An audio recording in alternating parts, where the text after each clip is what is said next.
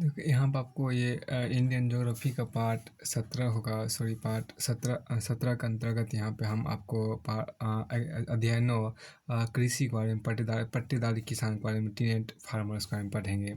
देखिए, इसमें जो आपको कहा गया कि पट्टेदारी किसान या टीनेट फार्मर्स की देखिए आपको टीनेट फार्मर्स की जो बात है उसको यहाँ पर है। देखिए, नए बीज जो HYBS, देखिए यहाँ पर नए बीज जो HYBS के वितरण के कारण पट्टेदारी किसान पर प्रतिकूल प्रभाव पड़ा है। सामान्यतः पट्टेदारी किसान में फसल प्रतिरूपों के नए परिवर्तनों को अपनाने की प्रवृत्ति कम होती है, क्योंकि यह निश्चित नहीं होता है खेती के लिए भूमि उनके पास कितने दिनों तक उपलब्ध होगी। देखिए यहाँ पर क्या तेजी से बढ़ती भूमि की कीमतों का पट्टेदार किसानों की समस्या और अधिक जटिल हो गई। काश्तकार अधिक भूमि के प्रत्यक्ष प्रबंधन से जल्द लाभ उठाना चाहते थे। इन परिस्थितियों में भूमि का स्वामित्व काश्तकारों के हाथ में जाना संभव नजर नहीं आता है। देखिए, भूस्वामी द्वारा कई कुटिल तरीके अपनाए गए हैं। भूस्वामी किसानों को अक्सर देखिए भूस्वामी किसानों को अक्सर बदलते रहते हैं ताकि लंबी अवधि तक खेती करने का उनका भूमि पर दावा प्रबल नहीं हो जाए। देखिए, अब प्रभावी भूमि सुधार नीति के अभाव में धीरे-धीरे काश्तकार भूमिहीन श्रमिकों के वर्ग में आ जाते हैं तथा वित्तीय समस्या के कारण बेरोजगार की खोज में बड़े नगरों की ओर पलायन करते हैं। देखिए, अंश कृषि या सहकारी कृषि देखिए, इस कृषि उद्यम में भूस्वामी किराएदारी पर भूमि प्रयोग करने देता है और बदले में उस भूमि की फसलों के उत्पादन में से उन्हें कुछ हिस्सा प्रदान करता है। यह कम विकासशील देशों में प्रभावशाली है। यह एक संस्थानात्मक व्यवस्था है जिसमें परिस्थिति के आधार पर जोखिम उत्प्रेरक बांट दिया जाता है और जहां श्रम आपूर्ति महंगी होती है। देखिए, यहाँ पर क्या कि भूमिहीन श्रमिक की बात यहाँ पर की गई। एक पूर्वानुमान यह था कि उच्च उत्पादक फसल जातें अधिक रोजगार उत्पन्न करेगी, परंतु ऐसा हो न सका। देखिए, यहाँ पर क्या कि एक पूर्वानुमान यह था कि उच्च उत्पादक फसल जातें अधिक रोजगार उत्पन्न करेगी, परंतु ऐसा हो न सका। निसंदेह असंगठित कृषि श्रमिकों के वेतन में लगभग 20 गुना अधिक की वृद्धि हुई है। उन क्षेत्रों में जहाँ हरित क्रांति सफल रही है, श्रमिकों को पूरे वर्ष रोजगार उपलब्ध होता है। और दूसरी ओर कई क्षेत्रों में ग्रामीण रोजगार घट गया है। श्रमिकों के घटते रोजगार का कारण इनकी संख्या में प्राकृतिक वृद्धि तथा बड़े किसानों द्वारा कृषि का यंत्रीकरण है जो श्रम को विस्थापित करता गया है। देखिए, आप हरित क्रांति के प्रभाव को तालिका 9.14 में दर्शाया गया। तालिका में यह देखा जा सकता है कि बड़े किसानों ने बीजों को शीघ्र अपनाया। उन्होंने अपने खेतों में नलकूप तथा पंपिंग सेट लगाए तथा ऋण प्रदान करने वाले एजेंसियों तथा सहकारी समितियों की मदद से ट्रैक्टर, थ्रेसर, फसल काटने की मशीन इत्यादि खरीदी। इसके फलस्वरूप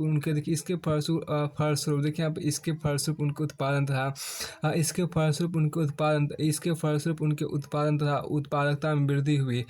इसके फलस्वरूप उनके उत्पादकता में वृद्धि हुई। देखिए, बेहतर आय के कारण उनके भोजन तथा पोषण में सुधार आया। वे बेहतर घरों में रहने लगे। शिक्षा के महत्व को समझते हुए कई परिवारों ने अपने बच्चों को निकटवर्ती नगर तथा कस्बों के अंग्रेजी माध्यम के स्कूलों में भेजना शुरू किया। आर्थिक संपन्नता के कारण वे स्वास्थ्य और सफाई पर अधिक ध्यान देने लगे। इस चरण में आकर कुछ बड़े किसानों ने छोटे परिवार की इच्छा जताई तथा परिवार नियोजन पर बल दिया। इसके देखिए यहाँ पर इसके अतिरिक्त आर्थिक संपन्न तथा नगर के समृद्ध लोगों के साथ उनके संबंधों ने उन्हें बड़े पक्के घरों के निर्माण के लिए प्रेरित किया। वे आराम तथा सुख साधन की अनेक वस्तुओं को उपभोग करने लगे। इस प्रकार उन क्षेत्रों ग्रामीण समाज में उपभोक्तावाद को बढ़ावा मिला जहाँ हरित क्रांति सफल रही। परंपरागत किसान अब आर्थिक किसान बन गए जो हमेशा अपने लाभ के बारे में सोचने लगे। अत्यंत व्यस्त रहने का तथा समय के महत्व को समझने वाले इन किसानों ने छोटे किसानों के हितों पर ध्यान देना कम कर दिया। देखिए दूसरी ओर देखिए यहाँ पर क्या दूसरी ओर उन्हें दूसरी ओर उन्होंने छोटे सीमांत किसानों की कृषि भूमि को खरीदना शुरू कर दिया। इससे ग्रामीण समुदाय का आदान प्रदान बढ़ा था। भाईचारों को क्षति पहुंची है। बेहतर कृषि आय कारण बड़े किसानों के रहन सहन में बदलाव आया। उनकी प्रत्याशित आयु बढ़ गई था, जीवन सुखमय हो गया। तो इसमें देखिए हम भूमिहीन श्रमिक एक पूर्वानुमान यह था कि ये उच्च उत्पादक फसल जात यहाँ अधिक रोजगार उत्पन्न करेगी, परंतु ऐसा हो ना सका। निसंदेह ही असंगठित कृषि श्रमिकों के वेतन में लगभग 20 गुना अधिक की वृद्धि हुई है। उन क्षेत्रों में जहाँ हरित क्रांति सफल रही है, श्रमिकों को पूरे वर्ष रोजगार उपलब्ध होता है। दूसरी ओर देखिए यहाँ पर क्या कि पूरे वर्ष रोजगार उपलब्ध होता है। दूसरी ओर कई क्षेत्रों में ग्रामीण रोजगार घट गया है। श्रमिकों के लिए घटते रोजगार का कारण इनकी संख्या में प्राकृतिक वृद्धि तथा बड़े किसानों तथा कृषि का यंत्रीकरण है, जो श्रम को विस्थापित करता गया है। हरित क्रांति प्रभाव देखिए यहाँ पर हरित क्रांति के प्रभाव को तालिका 9.14 में दर्शाया गया है। तालिका में यह देखा जा सकता है कि बड़े किसानों ने नए बीजों को शीघ्र अपनाया है। उन्होंने अपने खेतों में नलकूप तथा पंपिंग सेट लगाए तथा ऋण प्रदान करने वाली एजेंसियों तथा सहकारी समितियों की मदद से ट्रैक्टर, थ्रेसर, फसल काटने की मशीन इत्यादि खरीदी। इसके फलस्वरूप उनके उत्पादन देखिए आप इसके फलस्वरूप यहाँ देखिए इसके फलस्वरूप उनके उत्पादन तथा उत्पादकता में वृद्धि के बेहतर आय का उनके भोजन तथा पोषण सुधार आया। वे बेहतर घरों में रहने लगे। शिक्षा के महत्व को समझते हुए कई परिवारों ने अपने बच्चों को निकटवर्ती नगर तथा कस्बों के अंग्रेजी माध्यम के स्कूलों में भेजना शुरू किया। आर्थिक संपन्नता के कारण वे स्वास्थ्य और सफाई पर अधिक ध्यान देने लगे। इस चरण में आकर कुछ बड़े किसानों ने छोटे परिवार की इच्छा जताई तथा परिवार नियोजन पर बल दिया। इसके अतिरिक्त आर्थिक संपन्नता नगर के समेत लोगों के साथ उनके संबंधों ने उन्हें बड़े पक्के घरों के निर्माण के लिए प्रेरित किया। वे आराम तथा सुख साधन की अनेक वस्तुओं का उपभोग करने लगे। देखिए इस प्रकार उन क्षेत्रों के ग्रामीण समाज में उपभोक्तावाद को बढ़ावा मिला, जहाँ हरित क्रांति सफल रही। देखिए हम परंपरागत किसान अब आर्थिक किसान बन गए। जो हमेशा अपने लाभों के बारे में सोचने लगे। अत्यंत व्यस्त रहने के कारण तथा समय के महत्व को समझने वाले इन किसानों ने छोटे किसानों के हितों पर ध्यान देना कम कर दिया। दूसरी ओर उन्होंने छोटे तथा सीमांत किसानों की कृषि भूमि को खरीदना शुरू कर दिया। इससे ग्रामीण समुदाय का आदान प्रदान व्यवस्था तथा भाईचारे को क्षति पहुंची है। बेहतर कृषि आय कारण बड़े किसानों के रहन सहन में बदलाव आया। उनकी प्रत्याशित आयु बढ़ गया, जीवन सुखमय हो गया। फिर तक इसके विपरीत यहाँ क्या इसके विपरीत छोटे था कि सीमांत किसान नए बीजों को शीघ्रता से अपना ना सके, क्योंकि वे ऋण लेने के लिए अपने जमीन को गिरवी नहीं रख सकते थे। उनके उत्पादकता में बहुत कम वृद्धि हुई है। फलस्वरूप उनके भोजन, पोषण, शिक्षा तथा स्वास्थ्य में कोई सुधार नहीं आया। गरीब होने के कारण वे बच्चों को शिक्षा के लिए स्कूल नहीं भेज सके तथा वे यह समझते थे कि बच्चों का कृषि में हाथ बटाना बेहतर है।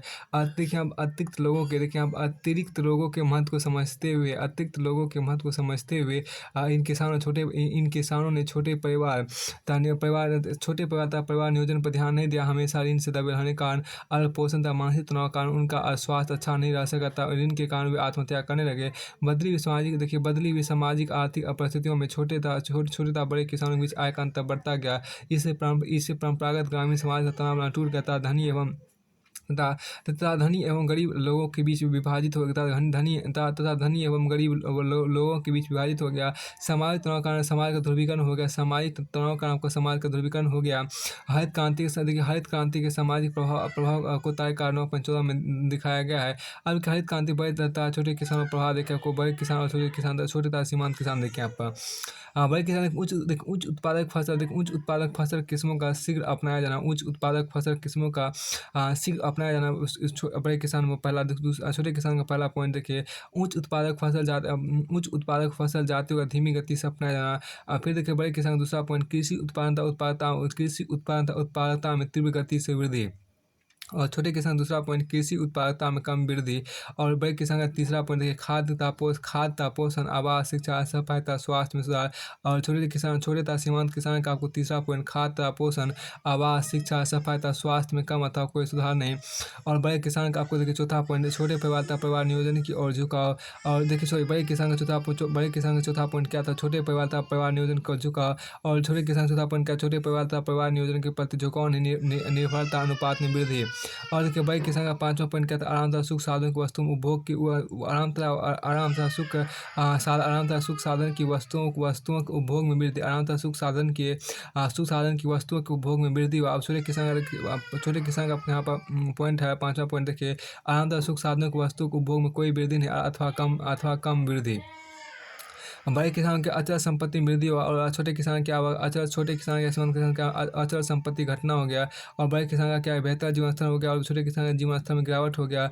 बड़े किसान की प्रत्याशित आयु का बढ़ना, छोटे किसान की प्रत्याशित आयु में कोई बढ़ोतरी नहीं अथवा कम बढ़ोतरी। बड़े किसान आपको धनी हो गए, छोटे किसानों में गरीबी और बढ़ी। और देखिए यहाँ पर बड़े किसान ग्रामीण समाज का ध्रुवीकरण हुआ। बड़े किसान ग्रामीण समाज का ध्रुवीकरण हुआ, छोटे किसान में क्या गरीब किसान एकजुट होते हैं। बड़े किसान में क्या सामाजिक तनाव बढ़ोतरी होती है और छोटे किसान में क्या होता है, सामाजिक तनाव में बढ़ोतरी होती है। देखिए यहाँ पर बड़े किसान छोटे किसान सामाजिक तनाव लास्ट में बड़े किसान में सामाजिक तनाव में बढ़ोतरी होती है, छोटे किसान में सामाजिक तनाव में बढ़ोतरी होती है। और देखिए हरित क्रांति का उत्पन्न पर्यावरण तथा पारिस्थितिकीय समस्याएं। देखिए हरित क्रांति कारण आपको उत्पन्न पर्यावरण तथा पारिस्थितिकी समस्या। देखिए environmental and ecological implementation of green revolution की बात यहाँ की गई है।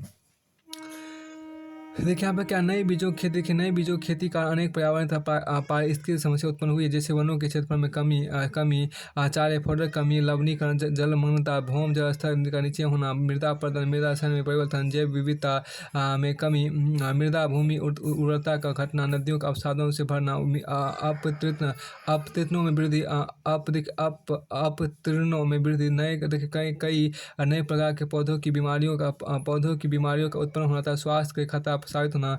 इन समस्याओं का एक संक्षिप्त विवरण नीचे दिया गया है। लवणीकरण जिसको हम सैलिनेशन बोलते हैं।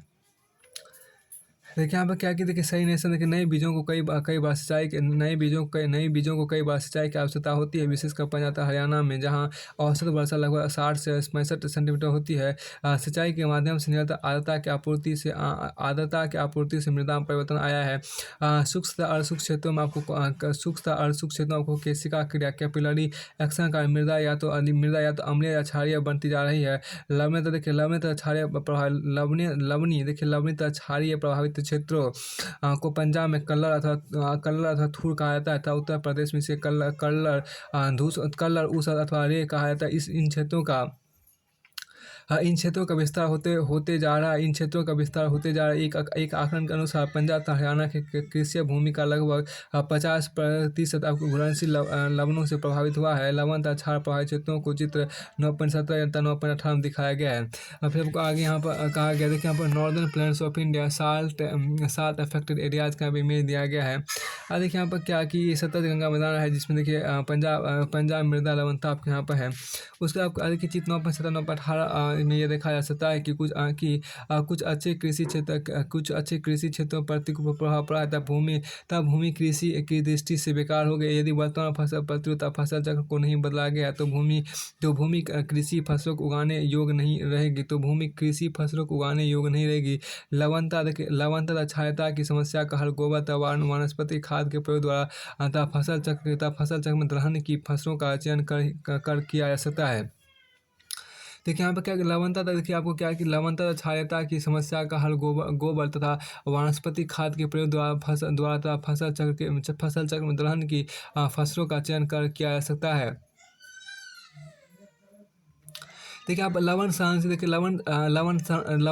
फसलें जैसे टमाटर, पालक, जौ, घास, शतावर, चुकंदर इत्यादि खेती समस्या के समाधान में सहायता कर सकती है तथा भूमि की उर्वरता में सुधार ला सकती है। अब जलमग्नता, वाटर लॉगिंग, देखिए आप वाटर लॉगिंग मतलब क्या होता है, जलमग्नता आपको, तो वाटर लॉगिंग मतलब जलमग्नता। देखिए जलमग्न भूमि की समस्या अत्यधिक सिंचाई से जुड़ी है। पंजाब, हरियाणा तथा पश्चिमी उत्तर प्रदेश के नहर सिंचित क्षेत्र में यह एक गंभीर समस्या है। इंदिरा गांधी नहर, जिसको राजस्थान इंदिरा गांधी नहर राजस्थान तथा सिंचित क्षेत्रों में भी यह एक गंभीर समस्या बन गई है।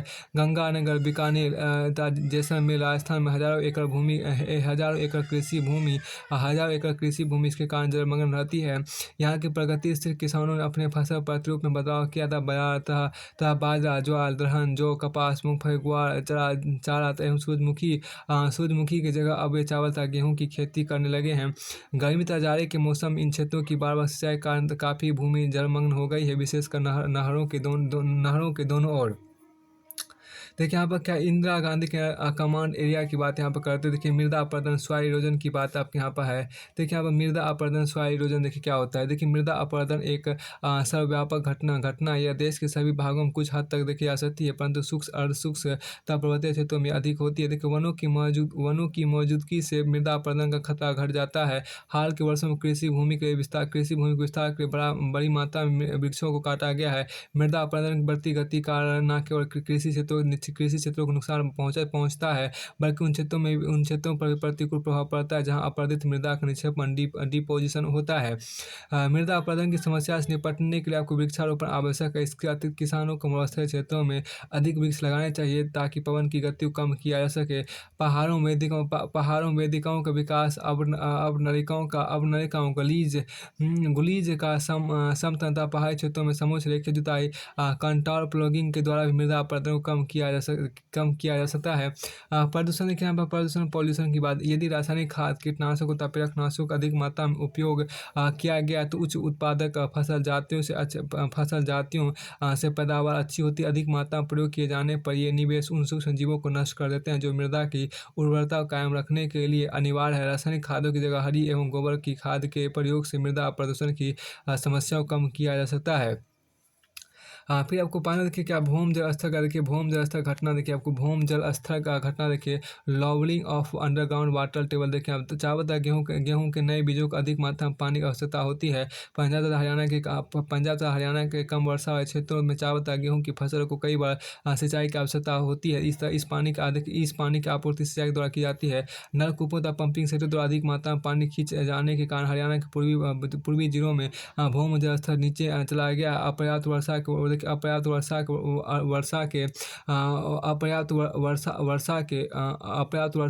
में कई किसान अपर्याप्त वर्षा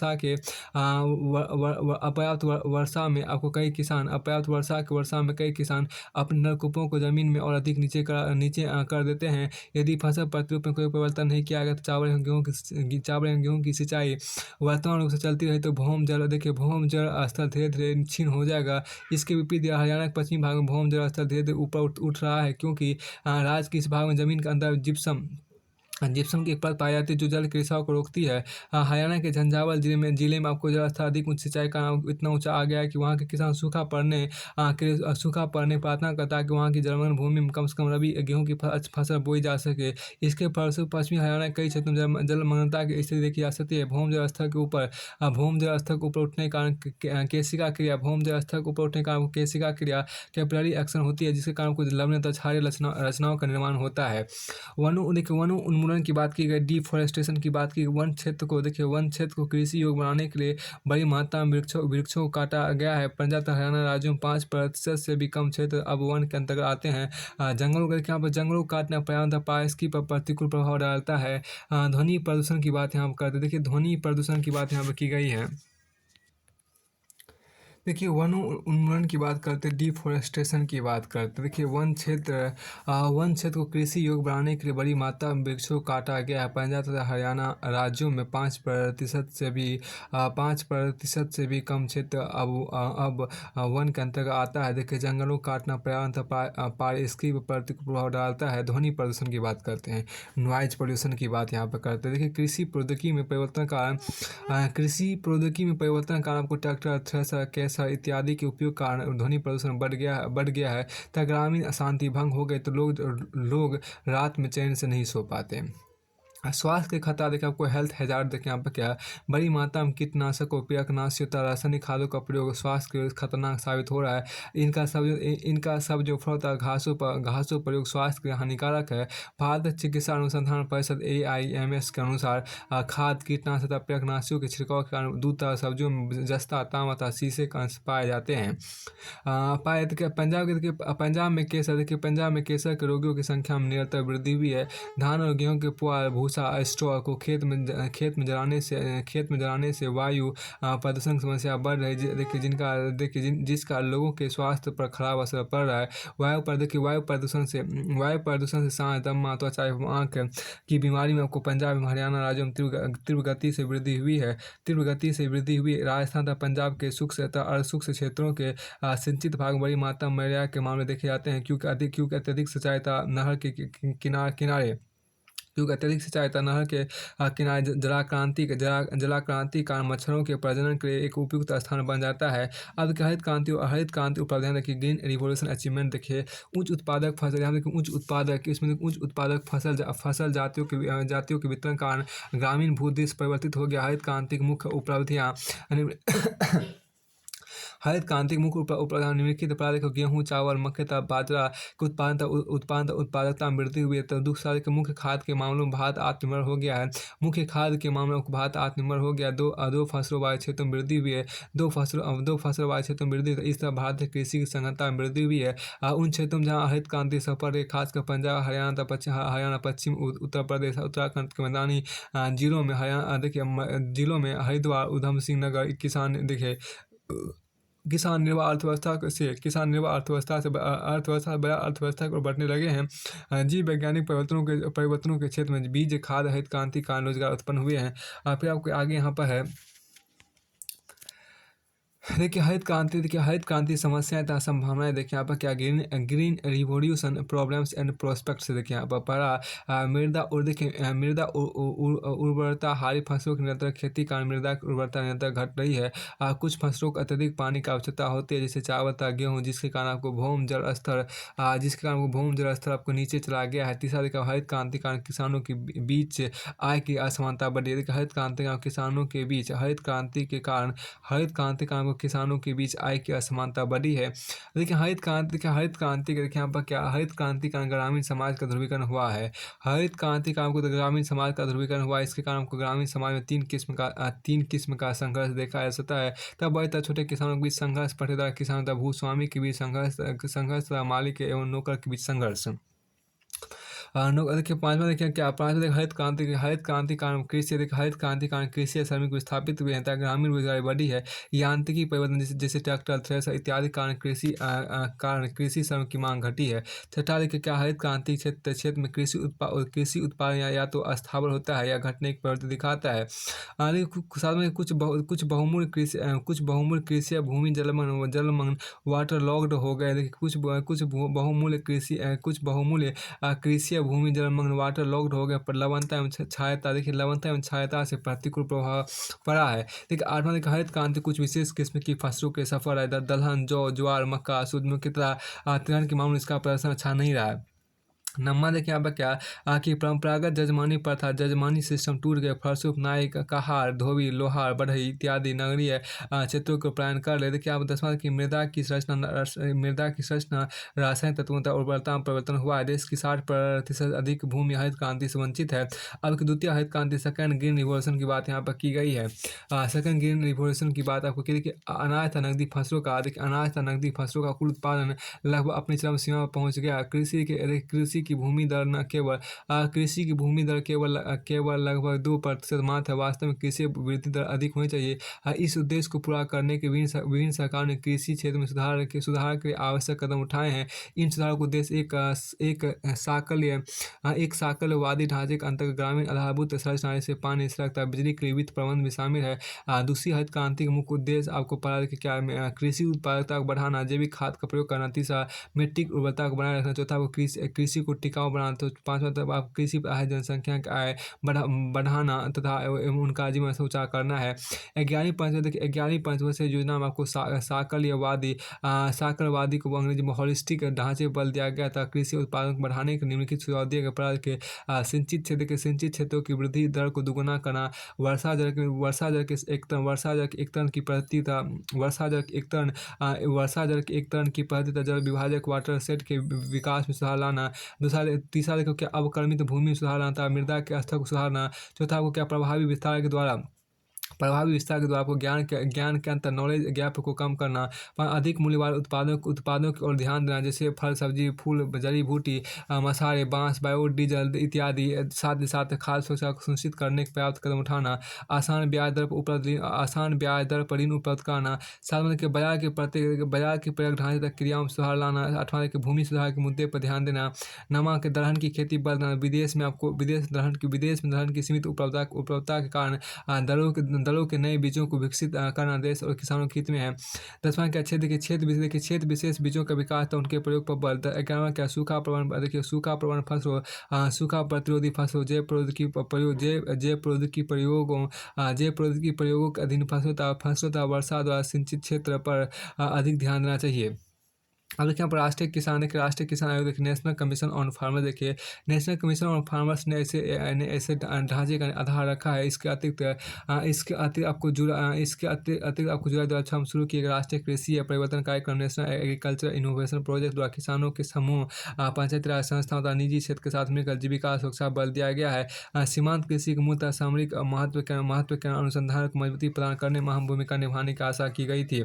अब क्या वो श्वेत क्रांति जिसको हम क्या बोलते हैं, व्हाइट रिवॉल्यूशन बोलते हैं, श्वेत क्रांति या व्हाइट रिवॉल्यूशन यहाँ पर जो कहा गया है। देखिए यहाँ पर श्वेत क्रांति या व्हाइट रिवॉल्यूशन आपके यहाँ पर कहा। देखिए आपको श्वेत क्रांति या व्हाइट रिवॉल्यूशन आपके यहाँ पर है। देखिए भारत में दूध उत्पादन बढ़ाने के अपनाए गए पैकेज प्रोग्राम को श्वेत क्रांति के रूप में जाना जाता है। देखिए भारत में इस क्रांति की शुरुआत 1970 में हुई, जब राष्ट्रीय डेयरी विकास board national dairy development board NDDB की स्थापना की गई। इसके द्वारा आपको डेयरी विकास का सहकारी समितियों के माध्यम से किया जाना था। सहकारी समितियों के माध्यम से डेयरी विकास कार्यक्रम सबसे पहले गुजरात में शुरू किया गया था। सहकारी समिति गुजरात के आनंद जिले में सबसे अधिक सफल है। देखिए सहकारी समितियों का स्वामित्व एवं प्रबंधन दुग्ध उत्पाद वितरकों के हाथ में होता है। वित्तीय सहायता के साथ साथ समिति परामर्श प्रदान करती है। वित्तीय सहायता के साथ समिति परामर्श प्रदान करती है। दूध उत्पादन वृद्धि को ऑपरेशन फ्लड भी कहा गया है। श्वेत क्रांति के जनक प्रोफेसर वर्गीज कुरियन को माना जाता है। इस महान स्वप्नदर्शी का सितंबर 2012 में निधन हो गया था। अब उद्देश्य ऑब्जेक्टिव देखिए क्या, सहकारी समिति का मुख्य उद्देश्य आपको दूध की प्राप्ति भंडारण तथा परिवहन है। मवेशी गाय भैंसों को चारा प्रदान करना। तीसरा देखिए दूध के विभिन्न उत्पादों को उत्पादन तथा उनका विपणन को बढ़ावा देना। चौथा क्या, समिति पशुओं को उत्तम नस्ल सुपीरियर ब्रीड्स स्वास्थ्य सुविधाओं कृत्रिम गर्भाधान की सुविधाएं भी प्रदान करती है। पाँचवा क्या, प्रसार सेवा एक्सटेंशन सर्विस प्रदान करना। आपके श्वेत क्रांति सहकारी समिति को विस्तृत आधारित है। दूध का एक टन गाँव के एक टन केंद्र में किया जाता है। इसे शीघ्र ही डेयरी संयंत्र के दूध शीतन केंद्र चिलिंग सेंटर में भेजा जाता है। दूध के एक टन की प्रक्रिया में समय का विशेष ध्यान रखा जाता है। इसे सख्ती से लागू किया जाता है। दूध के प्रत्येक टंकर की क्षमता को साधारणतः 14,000 लीटर होती है। द्रतु शीतन केंद्र का प्रबंधन उत्पादकों के सहकारी संघों के हाथों में होता है, ताकि दूध का एक टन गाँव से आपको दूध शीतन केंद्र का तक सुविधापूर्वक रूप से आपको बिना बिचौलिए की मदद से किया जा सके। श्वेत क्रांति चरण देखिए यहाँ पर फेजेज ऑफ व्हाइट रिवॉल्यूशन यहाँ पर देखिए श्वेत क्रांति निम्नलिखित 3 चरणों में विभाजित किया जा सकता है। पहले आपको चरण 1970 से 1981 देखिए। इस चरण में आपको डेयरी विकास कार्यक्रम की शुरुआत 10 राज्यों में की गई था। देखिए यहाँ पर कि इस समय आपको डेयरी विकास कार्यक्रम की शुरुआत आपको 10 राज्यों में की गई था, ताकि महानगरों मुंबई कोलकाता दिल्ली चेन्नई आदि में दूध मुहैया कराया जा सके। इस समय एक महत्वपूर्ण कदम मुंबई कोलकाता दिल्ली तथा चेन्नई में मदर डेयरी की स्थापना थी। अब क्या चरण दूध के 1981 से 1985 आप देखिए। इस समय आपको डेयरी विकास कार्यक्रम का विस्तार कर्नाटक मध्य प्रदेश राजस्थान में किया गया। इस समय आपको 25 सशक्त कंटीगुअस दूध उत्पादन क्षेत्रों में 155 जो दूध उत्पादकों के संघों के एक समूह की स्थापना की गई। हैदराबाद के अनुसंधान केंद्र में मवेशियों की बीमारी को रोकने के लिए एक टीका रक्षा का विकास किया गया। इस कार्यक्रम के तहत आपको देश के 144 से अतिरिक्त नगरों में दूध विपणन की स्थिति में सुधार लाना भी शामिल था। देखिए, डेयरी सहकारी समितियों का स्थापना 35,000 गाँव में की गई था। इसके सदस्यों की संख्या 36 लाख से अधिक हो गई। देखिए, चरण 3 देखिए 1985-2000 देखिए अनेक सहकारी समितियों का स्थापना देश के मुख्य राज्यों में की गई था। सहकारी समितियों की संख्या 73,000 से अधिक हो गई, जिसमें सदस्यों की संख्या आपको 14 मिलियन थी। का 9.15 दूध उत्पादन वृद्धि को दर्शाती है। आपके भारत में दूध उत्पादन में हुई वृद्धि 1950, 1951 से 2017 से 2018 तक यहाँ दिया, उसका कोई डाटा महत्वपूर्ण नहीं। अब आगे देखिए उपलब्ध अचीवमेंट यहाँ देखिए। इसमें देखिए क्या डेयरी विकास के देखिए डेयरी विकास के आपको श्वेत क्रांति का महत्व, डेयरी विकास के श्वेत क्रांति का महत्व उसी समान है जैसे खाद्यान्न उत्पादन का हरित क्रांति का। श्वेत क्रांति को मवेशियों के प्रजनन कैटल ब्रीडिंग में सुधार था। नई प्रौद्योगिकियों को अपनाए जाने पर आधारित है। देखिए वर्तमान में दूध उत्पादन में भारत को विश्व में पहला स्थान है। 2017-18 पशुधन क्षेत्र के द्वारा देखिए 2017-18 को पशुधन क्षेत्र के द्वारा 176.3 मिलियन टन दूध का उत्पादन हुआ। देखिए राज्य अनुसार दूध उत्पादन के वितरण को चित्र 9.22 में दिखाया गया था। चित्र में यह देखा जा सकता है कि गुजरात, महाराष्ट्र, उत्तर प्रदेश, पंजाब, हरियाणा, मध्य प्रदेश, राजस्थान, आंध्र प्रदेश, कर्नाटक, तमिलनाडु देश के मुख्य दूध उत्पादक राज्य है। श्वेत क्रांति के मुख्य देखिए श्वेत क्रांति की कुछ मुख्य उपलब्धियां निम्नलिखित है। पहले क्या इस क्रांति का पर आपको क्या इस क्रांति ग्रामीण जनता पर अच्छा प्रभाव पड़ा। इस क्रांति ने उन्हें डेयरी को एक सहायक व्यवसाय के रूप में अपनाने के लिए प्रोत्साहित किया। और क्या यहाँ पर दूसरा कि भारत विश्व का मुख्य दूध उत्पादक बन गया। दूध उत्पादन जो 1950 से 51 में लगभग 17 मिलियन टन था, 2017-18 में बढ़कर 176.3 मिलियन टन हो गया। स्वतंत्रता से पहले की स्थिति की तुलना में दूध उत्पादन 6 गुना अधिक हो गया है। तीसरा देखिए प्रतिदिन प्रति व्यक्ति दूध की उपलब्धता 375 ग्राम है, जो श्वेत क्रांति से 125 ग्राम थी। चौथा देखिए दूध उत्पादन का आयात घट गया। पांचवा देखिए छोटे सीमांत किसान और भूमिहीन श्रमिकों को सबसे अधिक लाभ हुआ। लगभग 1.4 करोड़ किसानों ने सहकारी सदस्यता प्राप्त की है। देखिए छठा देखिए ऑपरेशन फ्लड देखिए ऑपरेशन फ्लड के कार्यक्रमों को सफल बनाने के आनंद में साथ पालमपुर बनासकाठा में देखिए अनुसंधान केंद्रों की स्थापना की गई। इसके अतिरिक्त को जानता है सिलीगुड़ी इरोड तमिलनाडु में प्रादेशिक केंद्र काम कर रहे। वर्तमान में देश के 10 बड़े नगरों में मेट्रो डेयरी है, जहां 40 संयंत्र है जिनकी क्षमता 1 लाख लीटर से अधिक दूध को संसाधित करने की है। देखिए साथ में क्या पशुधन बीमा योजना का अनुमोदन फरवरी 2006 में किया गया था। 2006-07 में इसे प्रायोगिक रूप में देश के 100 चयनित जिलों में शुरू किया गया। इस योजना का मुख्य उद्देश्य पशुओं की असमय मृत्यु से उत्पन्न स्थिति में किसानों को सुरक्षित रखना है। देखिए यहाँ पर क्या कि 8वां क्या पशुधन को आपको संवर्धित करने के अंतर प्रजातीय पशुधन को संवर्धित करने के अंतर प्रजातीय प्रजनन पर बल दिया जा रहा है। देखिए रोगों की रोकथाम के स्वास्थ्य योजना चलाई जा रही है। दसवां कि सरकार द्वारा वर्ष 2005 में पशुधन बीमा योजना प्रायोगिक स्तर पर शुरू की गई है। देखिए यहाँ पर क्या जुलाई 2006 में जारी की गई 17वीं पशुधन जनगणना के अखिल भारतीय रिपोर्ट के अनुसार विश्व में जब ब्राजील के बाद भारत में सबसे अधिक पशुधन की आबादी है। भैंसों की आबादी के संदर्भ भारत का विश्व में पहला स्थान है 56%। मवेशियों की आबादी के संदर्भ दूसरा स्थान 14%। बकरियों के संदर्भ में दूसरा स्थान था। भेड़ों के संदर्भ आपको तीसरा स्थान है। देखिए यहाँ दूध मिट्टी टर्म आपको दिया गया। इसमें आगे यहाँ पर आपको कहा गया देखिए कामधेनु योजना दूध पशुओं की गुणवत्ता और पशुपालन को उद्यमी विकास हेतु लागू की गई थी। कामधेनु योजना 240 और 162 इकाइयों को ऋण स्वीकृत किया गया था। सरकार ने 596 करोड़ रुपये अतिरिक्त लाभ के निमित्त लगाया है। देखिए समस्याएं एवं संभावनाएं देखिए श्वेत क्रांति के समक्ष कुछ समस्याएं आपको निम्नलिखित है। पढ़ा दूर दराज के इलाकों में दूध एकत्र करना महंगा पड़ता था, इसमें समय भी नष्ट होता है। दूसरा अधिकतर गाँव में मवेशियों को साफ सफाई के साथ नहीं रखा जाता। तीसरा विपणन की सुविधा समुचित नहीं है। इसके आधारभूत संरचना में सुधार आवश्यक है। चौथा कि पशुओं की निम्न नस्ल इनफीरियर ब्रीड ऑफ कैटल। देखिए पाँचवां कि प्रसार सेवा कार्यक्रम प्रभावी नहीं है। देखिए भारत में डेयरी विकास का भविष्य अच्छा है। इसे विश्व व्यापार उदारीकरण का लाभ उठाना चाहिए था। अंतर्राष्ट्रीय बाजार में अपना स्थान स्थापित करना चाहिए। कई निजी कंपनियां जैसे इंडियाना मिल्क फूड इत्यादि उदारीकरण था। ग्लोबलाइजेशन देखिए यहाँ पर ग्लोबलाइजेशन का लाभ उठा रही है। देखिए सरकार ने डेयरी विकास के लिए सरकार ने डेयरी विकास के आपको प्रौद्योगिकी मिशन का गठन किया था। अमूल मॉडल सहकारी समितियों को प्रोत्साहन दिया जा रहा है। देखिए जो अपनी सेवा प्रदान कर सके। देखिए नीली क्रांति की बात करते हैं, ब्लू रिवॉल्यूशन की बात करते हैं। मत्स्य देखिए यहाँ पर क्या मछलियों तथा समुद्री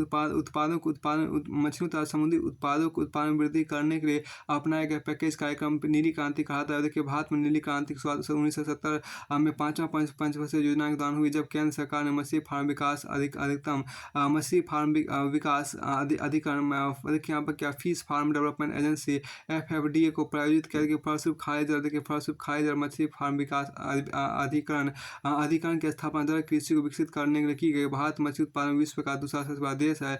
देखिए यहाँ पर क्या जल कृषि देखिए यहाँ पर क्या जल कृषि एक्वाकल्चर में भी भारत का विश्व में दूसरा स्थान है। नीली क्रांति यहाँ पर क्या नीली क्रांति के द्वारा आपको जल कृषि में सुधार लाया गया। यह सुधार आपको मत्स्य प्रजनन, मत्स्य पानी, इसके विपणन तथा निर्यात के लिए एक नई तकनीकी अपना कर लाया गया है। नीली क्रांति के अंतर्गत आपको झींगे श्रिम्प के उत्पादन भारी वृद्धि हुई। आंध्र प्रदेश तथा तमिलनाडु में वृद्धि अत्यधिक थी। आंध्र प्रदेश के नेल्लोर जिले को भारत की झींगा राजधानी श्रिम्प कैपिटल कहा। आंध्र प्रदेश के नेल्लोर जिले को भारत की झींगा राजधानी कहा जाता है।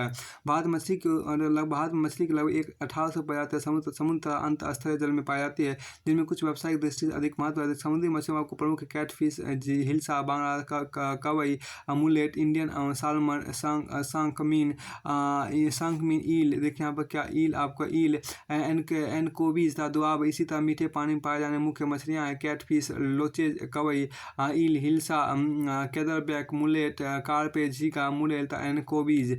देश में मत्स्य उत्पादन तय करना 9 राज्य अनुसार उत्पादन को चित्र 9.24 में दिखाया गया। फिर भारत मत्स्य उत्पादन मिलियन टन में आपको यहाँ पर दिया गया है। अब तय का 9.16 देखिए यहाँ पर यह देखा जा सकता है कि देश में मत्स्य उत्पादन 1950-51 में 0.75 मिलियन टन था, जो 2010-11 से बढ़कर 78.51 मिलियन टन हो गया। मछुआई जल कृषि तथा संबंध क्रिया लगभग 14 मिलियन लोगों की जीविका का साधन था। विदेशी मुद्रा उपार्जक है। 2005 में इसका योगदान कुल सकल उत्पाद में लगभग 1% था। देखिए हम कृषि क्षेत्र आपको सकल घरेलू उत्पाद में किए गए योगदान का क्षेत्र 5.3% हिस्सा था। देखिए 5.3% हिस्सा था। फिर देखिए भारत विश्व में दूसरा बड़ा मत्स्य उत्पादक देश है, जहाँ 12.7 मीट्रिक टन मत्स्य उत्पादन हुआ। 2020 तक इसे बढ़ाकर 1500 मीट्रिक टन करने का लक्ष्य। देखिए भारतीय समुद्री मत्स्यन का भौगोलिक आधार 8,118 किलोमीटर तटीय रेखा 2.2 मिलियन वर्ग किलोमीटर का अपवर्जित आर्थिक क्षेत्र एक्सक्लूसिव इकोनॉमिक जोन है, जिसमें 0.5 मिलियन वर्ग किलोमीटर महाद्वीपीय निगमन तट शामिल है। 3,937 मछुआई गांव है। भारत में 189 मछली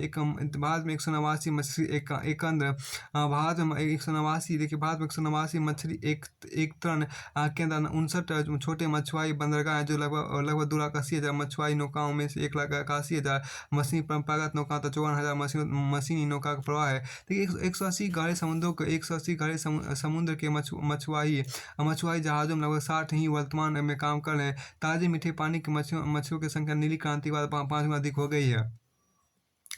देश के कुल मत्स्य उत्पादन का लगभग 50% अंत स्थलीय मत्स्य क्षेत्रों में से आता है। देखिए जिसमें आपको ताजे मीठे पानी के मत्स्य क्षेत्र जैसे तालाब, टैंक, नहर, नदी, जलाशय तथा झील शामिल है। देखिए समुद्री मत्स्यन का योगदान देश के कुल मत्स्य उत्पादन में लगभग 50% है। केरल सबसे मुख्य उत्पादक है, जिसके बाद क्रमशः आपको महाराष्ट्र, कर्नाटक, गुजरात, गोवा का स्थान आता है। मछुआई का मौसम सितंबर से मार्च के बीच होता है।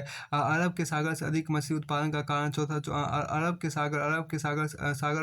सागर में अधिक मछली उत्पादन का कारण आपको चौड़ा महाद्वीपीय शेल्फ कंटिनेंटल शेल्फ तट है। यहाँ पाई जाने वाली प्रमुख प्रजाति आपको सार्डिन, बांगड़ा तथा झींगा है। देश के कुल देखिए, देश के कुल समुद्र देखिए, देश के कुल समुद्री है।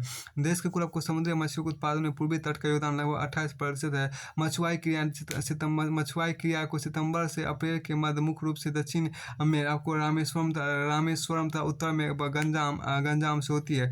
फिर देखिए इंडिया फिश प्रोडक्शन, यहाँ पर देखिए इसके आपको आगे यहाँ पर है, देखिए यहाँ पर राष्ट्रीय मात्स्यिकी विकास बोर्ड की स्थापना की गई ताकि अनुसंधान तथा विकास के आधुनिक साधनों द्वारा, जिसमें बायोटेक्नोलॉजी शामिल है, इस क्षेत्र की अप्रयुक्त क्षमता को साकार किया जाए। मात्स्यिकी विकास की योजना देखिए आपको स्ट्रेटेजीज फॉर फिशरीज डेवलपमेंट की बात की। भारतीय कृषि अनुसंधान परिषद ने 8 मत्स्य अनुसंधान संस्थानों की स्थापना की है। ये संस्थान को जलीय संसाधनों के उपयोग की नीति विकसित करेंगे। प्रशीतन, रेफ्रिजरेशन तथा शीतगार की सुविधा चेन्नई, कुड्डालोर, कोच्चि, कोलम, कोझिकोड, मुंबई, पुणे, रत्नागिरी तथा तिरुवनंतपुरम में प्रदान की गई। सतपति, महाराष्ट्र, वेरावल, सौराष्ट्र, कोजन एवं टूटीकंडी तमिलनाडु में मछुआरों के प्रशिक्षण केंद्र स्थापित किए गए हैं। अब यहाँ पर कुड्डा रोयापुरम तमिलनाडु, कांडा वेरावल गुजरात, विजिंजाम केरल तथा पोर्ट ब्लेयर में मछुआरों के लिए नौका घाट स्थापित किए गए हैं। यहाँ पर इंडिया फिशरीज का मैप आपको दिया गया है। फिर देखिए आंतरिक एवं समुद्री मत्स्य पालन, देखिए आंतरिक एवं समुद्री मत्स्य पालन, यहाँ देखिए अंत देखिए क्या अंत स्तरीय मात्स्यिकी के विकास के विभिन्न कार्यक्रमों की शुरुआत सरकार द्वारा की गई है। केंद्र सरकार द्वारा राज्य सरकारों की सहायता से लगभग 500 मत्स्य पालन के फार्म स्थापित किए गए हैं। भारतीय कृषि अनुसंधान परिषद, Indian council of agricultural research ने देश के विभिन्न भागों में 422 जिला स्तर के मत्स्य पालन फार्मों की स्थापना की है, जिसमें मुख्य बल विकास पर दिया गया है। देखिए साधवन के जवाहर रोजगार योजना के अंतर्गत ग्रामीण पंचायतों को यह अधिकार दिया गया है कि वे गाँव में मत्स्य विकास का कार्यक्रम चलाएं। देखिए मछुआरों के आपको मॉडल गाँव, मॉडल विलेज के विकास कार्यक्रम के अंतर्गत मूलभूत नागरिक सुविधाएं जैसे कि आवास, पीने योग्य जल तथा गाँव के सामुदायिक सदन का निर्माण शामिल है। फिर देखिए नंबर खारा जल देखिए क्या कि खारा जल मछली फार्म विकास अभिकरण, खारा जल मछली फार्म विकास अभिकरण, brackish fish farmers development agency जो देश के तटीय क्षेत्रों में कार्य करते हैं। देखिए झींगा पालन का आपको तकनीकी एवं वित्तीय सहायता प्रदान करते हैं। 10वां की मछुआरों के आपको बीमा सुविधाएं प्रदान की गई। 11वां के देश में मत्स्यन को प्रोत्साहन देने के लिए सरकार विभिन्न जल निकायों के सूक्ष्म जलवायु से संबंधित आंकड़ों को एकत्र कर रही है। 12 के आपको मत्स्यन हेतु 6 बड़े बंदरगाहों कोचीन, चेन्नई, विशाखापट्टनम, रोयचौक, पारादीप, मुंबई तथा 62 छोटे बंदरगाहों का विकास किया गया। अब देखिए यहाँ पर समस्याएं एवं संभावनाएं आप देखिए क्या कि देखिए पिछले 4 दशकों में देश के मत्स्य पालन के क्षेत्र में हुए विकास के बावजूद यह क्षेत्र अनेक समस्याओं का सामना कर रहा है। देखिए पहला अधिकतर मछुआरे गरीब है। वे अधिकतर मछुआरे गरीब हैं। वे मछुआई के लिए आवश्यक उपकरणों खरीदने में सक्षम नहीं है। दूसरा को जल निकाय नदी, झील, तालाब, समुद्र के तटीय क्षेत्र तीव्रता से प्रदूषित होते जा रहे हैं। तीसरा धान के खेतों का क्षेत्र, जिसमें धान के खेतों का क्षेत्र जिनमें प्राय मत्स्य पालन किया जाता है, तथा बढ़ती जनसंख्या, औद्योगिकरण, नगरीकरण के कारण घटता जा रहा है। फिर देखिए चौथा जलाशय, वाटर बॉडीज के पर्यावरण के बारे में समुचित जानकारी नहीं है। फिर आपको पानी देखिए मानसून की अनुमय प्रकृति, अनप्रिडिक्टेबल नेचर के कारण अंतःस्थलीय मत्स्य पालन पर प्रतिकूल प्रभाव पड़ा है। देखिए छठा देखिए विपणन, मार्केटिंग, संचयन तथा परिवहन की समस्याएं, साधन की अपर्याप्त अनुसंधान तथा प्रसार सेवा सुविधाएं। 8वां के भारत में गुलाबी क्रांति, पिंक रिवॉल्यूशन की आवश्यकता है, जिसके द्वारा आपको झींगा प्राउन के उत्पादन को प्रोत्साहन दिया जाए। देखिए यहाँ पर जल कृषि जिसको हम एक्वाकल्चर बोलते हैं। देखिए जलीय जीवों के संवर्धन को जल कृषि कहते हैं। मत्स्य पालन से भिन्न जल कृषि नियंत्रित परिवेश में जलीय जीवों का संवर्धन किया जाता है। समुद्री वातावरण में जल कृषि को समुद्रीय कृषि कहते हैं। समुद्री वातावरण जल कृषि को समुद्रीय कृषि कहते हैं। देखिए शैवाल कृषि, यहाँ पे क्या कि शैवाल कृषि शैवाल कृषि जिसको हम क्या एल्क्वा कल्चर, मत्स्य पालन, झींगा पालन, शंखमीन कृषि, सेलफिश फार्म तथा मोतियों की खेती भी विभिन्न किस्म की जल कृषि है। देखिए यहाँ जल कृषि का विकास देखिए लगभग 2500 ईसा पूर्व से चीन में जल कृषि का प्रयोग किया जा रहा है। यूरोप में जल कृषि मध्यकाल को प्रचलन में आई, चूंकि मछलियों की संख्या कम होती जा रही थी तथा महंगी होती जा रही थी। 20वीं सदी से अमेरिका में जल कृषि का प्रचलन कम था। हालांकि कैलिफोर्निया के निवासी इससे कुछ हद तक जुड़े हुए थे। कृषि की अपेक्षा जल कृषि का विकास एक समकालीन घटना। देखिए जल कृषि के प्रकार देखिए टाइप्स ऑफ एक्वाकल्चर देखिए यहाँ पर जिसमें पर आपको देखिए आपको शैवाल कृषि है। शैवाल जिसको हम एल्गी कल्चर बोलते हैं। देखिए एल्गी कल्चर देखिए शैवाल की विभिन्न प्रजातियों के खेती को शैवाल कृषि का अधिकतर शैवाल जिनकी खेती की जानकारी है सूक्ष्म शैवाल के वर्ग के अंतर्गत आते हैं। जिन्हें फाइटोप्लैंक्टन माइक्रोफाइट या प्लैंक्टोनिक एल्गी भी कहा जाता है। फिर आपको आगे यहाँ पर कहा गया। देखिए यहाँ पर क्या है कि वृत्त शैवाल मैक्रोलैग जिसे समुद्री शैवाल सीवीड भी कहा जाता है। कई औद्योगिक तथा वाणिज्यिक उपयोग हैं, लेकिन आकार तथा विशेष आवश्यकताओं के कारण इनकी खेती वृत्त पैमाने पर सूक्ष्म शैवाल की तरह नहीं की जा सकती है। अब क्या मत्स्य पालन जिसको हम फिश फार्मिंग बोलते हैं। देखिए मत्स्य पालन जल कृषि का मुख्य रूप है। मत्स्य पालन आपको जल कृषि का मुख्य रूप है। वही अन्य पद्धतियाँ समुद्रीय कृषि के अंतर्गत आती है। देखिए इसके अंतर्गत मछलियों का पालन आपको टैंक अथवा किसी पोखर के अंतर्गत किया जाता है ताकि इसका उपयोग आकार के लिए किया जा सके। सालमन देखिए यहाँ पे क्या है कि सालमन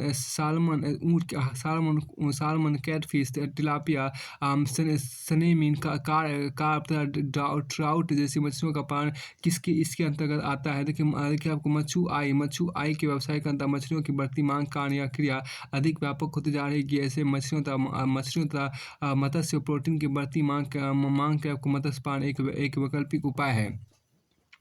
तीसरा देखिए आपको ताज़ा मीठे पानी में झींगा पालन देखिए आपको ताज़ा मीठे पानी में आपको झींगा पालन देखिए।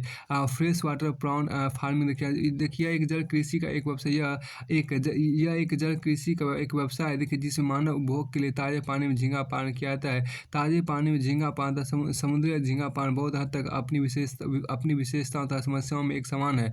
आपके एकीकृत ध्यान क्या एकीकृत बहुपोषण देखिए एकीकृत बहुपोषण जल कृषि देखिए आप एकीकृत बहुपोषण जल कृषि देखिए इंटीग्रेटेड मल्टी टॉपिक एक्वाकल्चर यहाँ पर देखिए एकीकृत बहुपोषण जल कृषि इंटीग्रेटेड मल्टी टॉपिक एक्वाकल्चर एक ऐसी पद्धति है जिसके द्वारा एक प्रजाति के उप उत्पादन अपशिष्ट का इस तरह पुनर्चक्रण किया जाता है ताकि वह दूसरी प्रजाति का निवेश खाद्य आहार बन सके।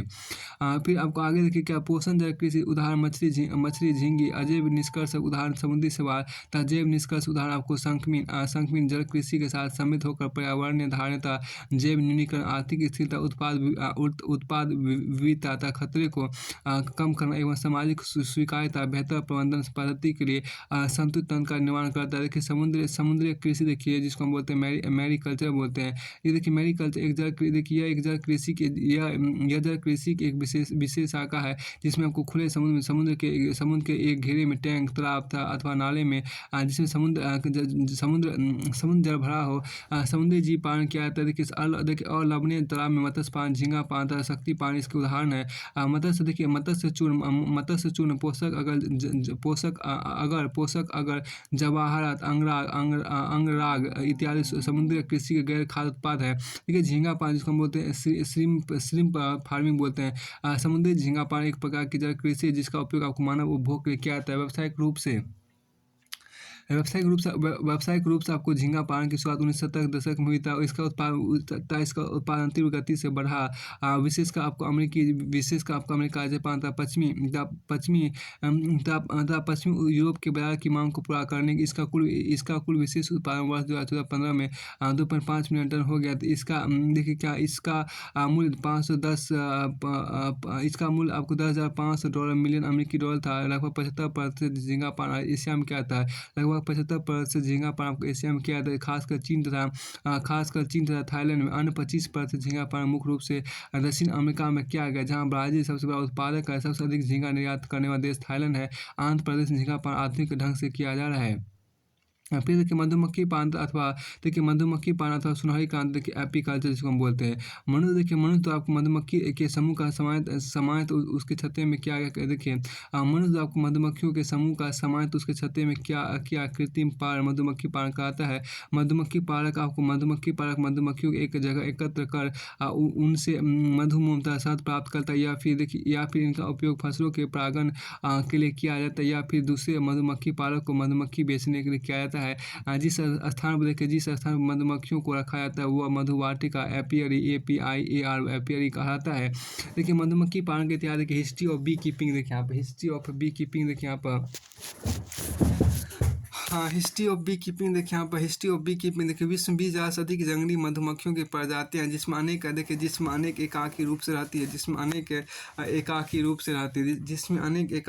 रहती है, अथवा जो अपने बच्चों का पालन पोषण किसी बिल तथा छोटे समूह छत्ते में करती है, जैसे भंवरा। देखिए मधुमक्खी पालन का देखिए यहाँ पर मधुमक्खी पालन का संबंध मधुमक्खियों के सामाजिक प्रजाति के संबंध से, जो बड़े समूह में 1 लाख की संख्या तक रहते हैं। देखिए यहाँ पर क्या है, वन शहद का देखिए, वन शहद एक तरह देखिए यहाँ पर, वन शहद एक तरह देखिए वाइल्ड हनी हार्वेस्टिंग वन मधुमक्खियों के साथ एक प्राचीन मानवीय गतिविधि है। तो अभी भी अफ्रीका, एशिया, ऑस्ट्रेलिया तथा दक्षिण अमेरिका के कई भागों में कुछ आदिवासी जनजातियों में यह गतिविधि देखी जा सकती है। देखिए यहाँ पर क्या वन मच्छिकाओं को पालतू बनाना, देखिए डोमेस्टिकेशन ऑफ वाइल्ड बी। देखिए यहाँ पर एक ऐसा समय आया जब अब मनुष्य कृत्रिम छत्ते मतलब हाइव्स का उपयोग कर वन मच्छिकाओं को घरों बनाने लगे। ये छत्ते आपको छत्ताधानी खोखले कुंदों, लकड़ी के बक्सों, मिट्टी के बर्तन तथा पुआल के टोकरों, स्ट्रॉ बास्केट से बने हुए होते हैं। देखिए शहद एक तरह की परंपरागत विधि, देखिए आपको traditional method of honey collection. देखिए शहद एक तरह की परंपरागत विधि में धुएं का प्रयोग कर मधुमक्खियों को उनके छत्ते से हटाया जाता था। देखिए छत्ते जिसमें आपको अंडे, लाखे, लार्व तथा शहद होते हैं को अशोधित तरीके से तोड़ा जाता था तथा शहद को एक बर्तन बाल्टी में एकत्र कर लिया जाता था। शहद एक तरह का यह तरीका भंजक था, अस्वास्थ्य करता था, परंतु शहद एकत्रीकरण समाज द्वारा इस पर गौर नहीं किया जाता था, क्योंकि शहद का उपयोग तुरंत कर लिया जाता था तथा छत्तों की संख्या अधिक थी। देखिए यहाँ पर परंपरागत मधुमक्खी पालन, देखिए आपको ट्रेडिशनल बी कीपिंग। देखिए यहाँ पर स्थिर ढांचे के छत्ते, देखिए फिक्स फ्रेम हाइव्स। देखिए मधुमक्खियों के छत्ते में प्रादेशिक भिन्नता देखी जाती है। देखिए छत्ता आयताकार लकड़ी के बक्सों का एक समूह होता है, जिसमें लकड़ी अथवा प्लास्टिक के चल ढांचे होते हैं। देखिए प्रत्येक मोम की एक परत या प्रत्येक मोम की एक परत या प्लास्टिक आधार होता है। इसमें मधुमक्खी अपनी कोशिका निर्माण करते था। इस तरह का एक संपूर्ण शहद के छत्ते का निर्माण होता है। देखिए आधार का आकार भिन्न होता है। देखिए श्रमिक आधार वर्कर फाउंडेशन, जिनको मधुमक्खी छोटे षडभुजाकार हेक्सागोनल श्रमिक कोशिका बनाते तथा दूसरा आपको देखिए नर मधुमक्खी आधार ड्रोन फाउंडेशन, जिन पर मधुमक्खी बड़े कोशिका बनाते थे। देखिए नर मधुमक्खियों के जन्म के लिए कोशिका ड्रोन कॉल्स कराती है। देखिए निचले बक्से में रानी मक्खी तथा अधिकतर मधुमक्खियाँ रहती है। ऊपर के बक्से में मात्र शहद रहता है। मोम पत्थर के फ्लैक्स मात्र नन्ही मधुमक्खी द्वारा ही उत्पन्न किया जाता है। ये उनके उदरीय पट्टिकाओं के बीच से निकलता है। वे कृत्रिम मोम आधार को शुरुआती बिंदु मानते हुए छत्ते निर्माण करते हैं। इसके उपरांत इनकी कोशिकाओं में पराग का निक्षेपण होता है। इन ढांचों में आसानी से शहद भरे ऊपरी बक्सों को हटाया जा सकता है। आपके देखिए आधुनिक मधुमक्खी पालन, देखिए मॉडर्न बी कीपिंग, देखिए चल ढांचे के छत्ते, देखिए मूवेबल फ्रेम हाइव्स। देखिए संयुक्त राज्य अमेरिका के लेग स्ट्रो हाइव का सामान्य रूप से प्रयोग किया जाता है। लेग स्ट्रो छत्ता सबसे पहला खुले शीर्ष वाला छत्ता है। देखिए जिनके चल ढांचे होते हैं। लेग स्ट्रो ढांचा जेन जीजोन के पोलिश छत्ते के डिजाइन का वंशज है। यूनाइटेड किंगडम यूके में सबसे सामान्य प्रकार की छत्ता ब्रिटिश राष्ट्रीय छत्ता है, परंतु यहाँ कुछ अन्य प्रकार के छत्ते यहाँ पर कुछ अन्य प्रकार के छत्ते यहाँ कुछ अन्य प्रकार के छत्ते स्मिथ वेबसाइट WBC लैंग स्टोर भी देखे जा सकते हैं। देखिए तिनके की छत्ताधानी मधुमक्खी का गौन तथा बगैर ढांचे वाले बक्से का छत्ता अब संयुक्त राज्य अमेरिका में अवैध है, क्योंकि इनमें बीमारियों का जांच करना मुश्किल है। यद्यपि ब्रिटेन में तिनके के छत्तों का प्रयोग मधुमक्खियों के झुंड को एकत्र करने के लिए किया जाता है, ताकि उन्हें दूसरे अच्छे किस्म के छत्तों में स्थानांतरित किया जा सके। फिर आपको आगे यहाँ देखिए क्या कि टॉप बाल छत्ते के टॉप बाल हाइव्स देखिए क्या होता है। कुछ मधुमक्खी पालक विभिन्न प्रकार के टॉप बाल छत्तों को अपना रहे, जो संयुक्त अफ्रीका में पाया जाता है। इन छत्तों में कोई ढांचा नहीं होता है। देखिए इनकी पेटिकाओं से शहद निकाल कर उन्हें पुनः छत्तों में वापस नहीं किया जा सकता है। इसलिए इन छत्तों से आपको लेकर स्टोर छत्तों की अपेक्षा मात्र 20% शहद निकाला जा सकता है, लेकिन इनमें शुरुआती खर्च तथा उपकरणों की आवश्यकता काफ़ी कम है। टॉप बाल छत्तों का प्रयोग अफ्रीका तथा एशिया के विकासशील देशों में व्यापक रूप से मधुमक्खियों के विकास कार्यक्रम के अंतर्गत किया जा रहा है। देखिए आपको मधुमक्खी पालक के प्रकार देखिए, टाइप्स ऑफ बी कीपर देखिए। मधुमक्खी पालक को 3 वर्गों के अंतर्गत विभाजित किया गया। व्यावसायिक मधुमक्खी पालक देखिए, कमर्शियल बी कीपर। मधुमक्खी पालक इसकी आय का मुख्य स्रोत है। देखिए मधुमक्खी पालन इसकी आय का मुख्य स्रोत है। उपजीविका वाले मधुमक्खी पालक देखिए, जिसको बोलते हैं साइड लाइनर जिसको बोलते हैं, इनके लिए मधुमक्खी पालन आय का द्वितीय स्रोत है। आप फिर देखिए शौकीन पालक जिसको बोलते हैं, हॉबिस्ट बोलते हैं।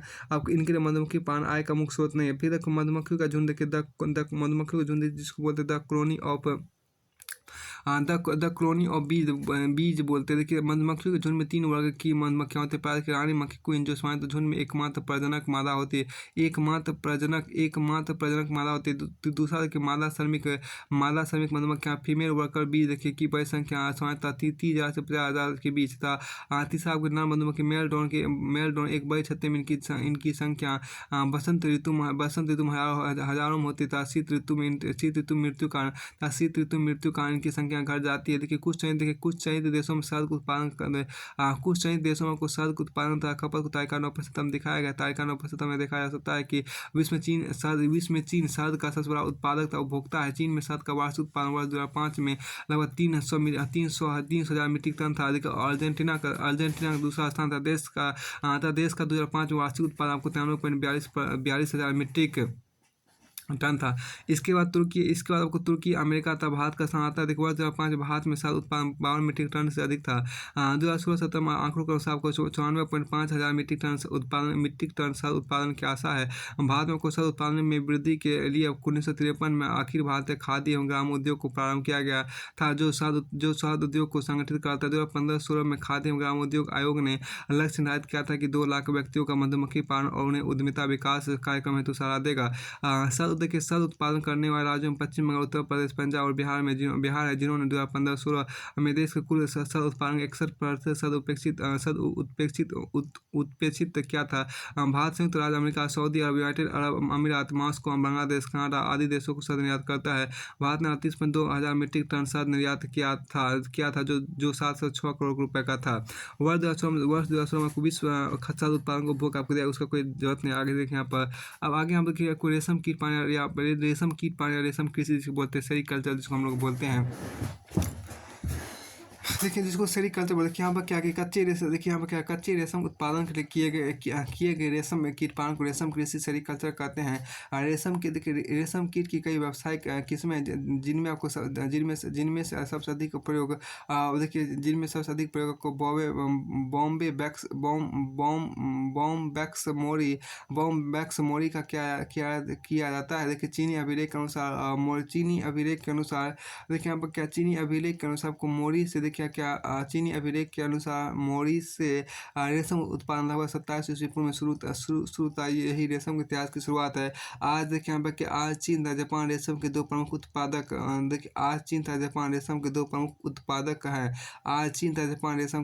उत्पादक हैं। इन दोनों देशों में संयुक्त रूप से विश्व के कुल उत्पादन का प्रतिशत से भी अधिक उत्पादित होता है। देखिए भारत में रेशम की 5 प्रमुख किस्म मलबरी, ऑक्सटाल, ट्रॉपिकल टसर, ईडी तक एवं मूंगा का उत्पादन होता है। उत्पादन के बाद देखिए रेशम की डिभंकर लार्व का आहार मलबरी के पत्ते होते हैं तथा शरीर के चौथे निर्मांचल फोल्स मोल्ट के बाद वे किसी निकटवर्ती टहनी पर चढ़ जाते हैं तथा अपनी रेशमी खोया कोकून को बुनते। देखिए रेशम एक अविच्छिन्न तंतु रेशा है जिसमें फिब्रोइन प्रोटीन यह प्रत्येक डिभंग के शीर्ष मौजूद लाल ग्रंथि से निकलती है तथा सेरेसिन आपको सेरेसिन या गोंद दो तंतुओं को होता है। फिर आपको देखिए यहाँ पर क्या कि कोया हम देखिए क्या कि कोया को गर्म पानी में डालकर सेरीसिन को हटाया जाता है देखिए जिसमें रेशम के तंतु एक दूसरे से अलग हो जाते हैं तथा चरखी पर लपेटे जाने के तैयार होते हैं। देखो खोया को गर्म पानी में डालने से रेशम कीट डिम्पक लार्वा भी मर जाता है। भारत में रेशम कीट मलबरी, महुआ, साल, बेर, ताव, कुसुम के पत्तों पर पनपते हैं। विश्व में रेशम उत्पादन में भारत का तीसरा स्थान है। भारत में लगभग 4.5 लाख हेक्टेयर भूमि पर मलबरी खेती की जाती है। रेशम उत्पादन मुख्य रूप से आपको 15 डिग्री सेल्सियस से 34 डिग्री उत्तर अक्षांश के बीच होता है। इस उद्योग से लगभग 55 लाख लोग जुड़े हुए हैं। भारत में कच्चे रेशम का सबसे बड़ा उत्पादक कर्नाटक 65% है। इसका क्रमशः आंध्र प्रदेश आपको 17%, पश्चिम बंगाल को 8%, तमिलनाडु 5%, असम 2.5%, जम्मू कश्मीर आपको 1.2% का साथ है। देखिए शीत माताओं को हिमाचल प्रदेश, छत्तीसगढ़, अरुणाचल प्रदेश, झारखंड, केरल, मध्य प्रदेश, महाराष्ट्र, मणिपुर, उड़ीसा, पंजाब, त्रिपुरा, बिहार, उत्तराखंड, उत्तर प्रदेश में भी मलबरी रेशम का उत्पादन होता है। देखिए आप मलबरी उत्पादन की वृद्धि प्रतिरूप बताया का 9.8 में आपको दर्शाया गया। इसका उतना जो आगे देखिए आपको मुर्गी पालन जिसको हम लोग पोल्ट्री फार्मिंग बोलते हैं। देखिए मुर्गी पालन या रजत क्रांति। देखिए रजत क्रांति यह पशुपालन एक उपभाग है जिसमें मांस अंडों के कुक्कुट, टर्की, बत्तख तथा गीजो का पालन पोषण किया। इसमें कम पूंजी की आवश्यकता होता है। यह क्षेत्र आपको ग्रामीण आबादी को कम में एक अतिरिक्त आय का स्रोत रोजगार अवसर प्रदान करता है। अधिकतर मुर्गी पालन फैक्ट्री फार्म तकनीकों के अनुसार किया जाता है। दी वर्ल्ड वॉच इंस्टीट्यूट के अनुसार देखिए यहाँ पर क्या दी वर्ल्ड वॉच इंस्टीट्यूट के अनुसार विश्व में 75% कुक्कुट मांस तथा 70% अंडे इसी तरह उत्पन्न किए जाते हैं। देखिए मुर्गी पालन की मुर्गी पालन की दोनों विधि स्वतंत्र रूप से कुक्कुट पालन तथा फैक्ट्री फार्मिंग के बीच परस्पर विवाद है। फैक्ट्री फार्मिंग के विरोधी मानते हैं कि यह विधि पर्यावरण तथा स्वास्थ्य का तथा यह कुक्कुट पालन का निर्मम एवं क्रूर तरीका। देखिए यहाँ पर क्या फैक्ट्री फार्मिंग के समर्थक यह मानते हैं कि इस विधि से बढ़ती है। यह बढ़ती विश्व जनसंख्या का अनिवार्य है। ना कि वैसे मुर्गियों की अच्छी देख रेख होती है बल्कि विधि पर्यावरण को भी सुरक्षित रखती है। देखिए भारत मुर्गी पालन के पोल्ट्री फार्मिंग इन इंडिया की बात यहाँ पर की गई है। भारत मुर्गी फार्म देखिए भारत मुर्गी पालन काफ़ी पुराना। देखिए वर्तमान में इस क्षेत्र में 3 मिलियन से अधिक लोग प्रत्यक्ष या अप्रत्यक्ष रूप से रोजगार प्राप्त कर रहे हैं। देखिए इस क्षेत्र द्वारा वर्ष 2014-15 में लगभग 2.4 मिलियन टन कुक्कुट मांस उत्पादित किया गया। देखिए 1970 से 2011 के बीच आपको देखिए अंडों की वार्षिक प्रति व्यक्ति उपलब्धता 4 गुना अधिक हो गई है।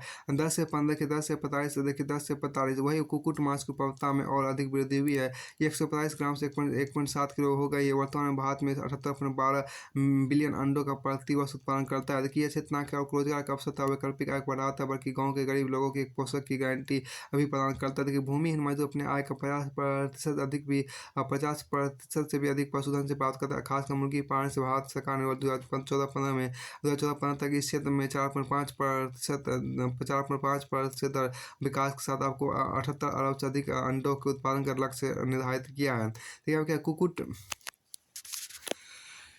देखिए कुक्कुट तथा मुर्गी उत्पादन के विश्व व्यापार में भारत की भागीदारी बहुत कम है, परंतु पिछले दशक में ऐसे निर्यातों का मूल्य 11 करोड़ 1990.91 से बढ़कर 350 करोड़ रुपए 2010-11 में हो गया। तो 1991 मूल्य 11 करोड़ 1991 में हुआ था, जिसे बढ़कर 350 करोड़ रुपए 2010-2011 में हो गया था। इस क्षेत्र के उत्पाद जैसे आपको जीवित मुर्गियों, अंडे का पाउडर, जमे हुए अंडे तथा मुर्गियों के मांस आदि का निर्यात बांग्लादेश, श्रीलंका, दक्षिण पश्चिम एशिया, जापान, डेनमार्क, पोलैंड, संयुक्त राज्य अमेरिका तथा अंगोला जैसे देश को किया जाता है। इस क्षेत्र के कुल उत्पादन का मूल्य आपको लगभग 20,000 करोड़ रुपए है। भारत में आपको 260 मिलियन से अधिक मुर्गियां हैं था। वर्ष 2010-11 में भारत में अंडों का उत्पादन 30 मिलियन अंडे था। देखिए भारत में कुक्कुट की सबसे अधिक संख्या आंध्र प्रदेश में है, जिसके बाद बिहार, पश्चिम बंगाल, तमिलनाडु, महाराष्ट्र, असम, कर्नाटक, केरल, ओडिशा, मध्य प्रदेश, मध्य प्रदेश, उत्तर प्रदेश, पंजाब तथा हरियाणा का स्थान आता है। अधिकतर बड़े पोल्ट्री फार्म महत्वपूर्ण नगरीय केंद्रों के निकट विकसित किए जा रहे हैं। देखिए जैसे मुंबई, कोलकाता, दिल्ली, चेन्नई, हैदराबाद, मंगलोर, पुणे, नागपुर, शिमला, भुवनेश्वर, अजमेर, चंडीगढ़ तथा भोपाल। तमिलनाडु में अंडों का उत्पादन 161.25 बिलियन था, जो संपूर्ण भारत के कुल अंडा उत्पादन का 19.74% अंडा उत्पादन तमिलनाडु, आंध्र प्रदेश, तेलंगाना, पश्चिम बंगाल, महाराष्ट्र, हरियाणा, कर्नाटक, पंजाब, केरल और उत्तर प्रदेश शीर्ष राज्य है। फिर आपको देखिए यहाँ पर ये डाटा.gov in catalog production wool and eggs पर यहाँ पे दिया गया। देखिए मुर्गियों के पर्याप्त पोषण तथा बर्ड फ्लू, एवियन इन्फ्लुएंजा पर नियंत्रण इस क्षेत्र के विकास के महत्वपूर्ण है। देखिए यहाँ पर एवियन फ्लू की पहली घटना महाराष्ट्र में फरवरी 2006 में सामने आई थी। सरकार द्वारा देश स्तर पर इसकी रोकथाम के लिए कार्य किया जा रहा है। एक केंद्रीय कुक्कुट विकास संगठन संसाधन किसानों विशेषकर महिलाओं पोषण संबंधी भुखमरी दूर करने और गरीबी उन्मूलन में एक गरीबी उन्मूलन के एक साधन के रूप में कुक्कुट को अपनाने की सरकार की नीतियों का अनुपालन में महत्वपूर्ण भूमिका निभा रहा है। केंद्रीय कुक्कुट विकास संगठन के लक्ष्य में विशेष संशोधन करते हुए इस विभाग की सभी कुक्कुट इकाइयों का पुनर्गठन किया गया है, ताकि वे उन्नत देशज पक्षियों पर ध्यान केंद्रित करें, जो वर्ष में औसतन 180 से 200 अंडे देती है। और आहार उपभोग एवं भारत के देखिए यहाँ पर क्या और आहार उपभोग एवं भारत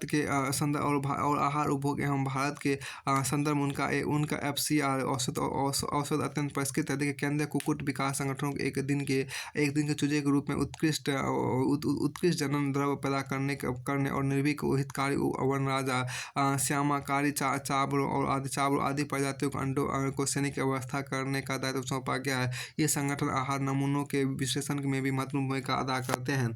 फिर देखिए यहाँ पे आगे जो आपका उपरोक्त गतिविधियों के अतिरिक्त ये संस्थान अन्य पक्षी प्रजातियों जैसे बत्तख, टर्की, मुर्गी, जापानी बटेर विविधीकरण की योजना बनाने, प्रशिक्षण इकाइयों को अंतर्राष्ट्रीय शीतोष्ण पक्षी प्रबंधन संस्थान के रूप में उन्नत करने के उपाय भी कर रहे हैं। देखिए जिसमें सार्वजनिक निजी भागीदारी का प्रावधान है। फिलहाल ये संस्थान केंद्र प्रायोजित योजना राज मुकुट फार्मों को सहायता का संचार और उन्हें प्रोत्साहित करने जैसे कार्यों में भी लगे हुए हैं। राज कुक्कुट पालन फार्म को सहायता प्रदान करने की एक नई केंद्रीय योजना 10वीं पंचवर्षीय योजना से आपको कार्यान्वित की जा रही है। देखिए जिससे मुर्गियों की देखरेख, अंडों और अरों को सेने उनकी बीमारियों के पहचान संबंधित सुविधाओं को समुचित रूप से उपलब्ध कराने हेतु एक मुफ्त सहायता दी जाती है।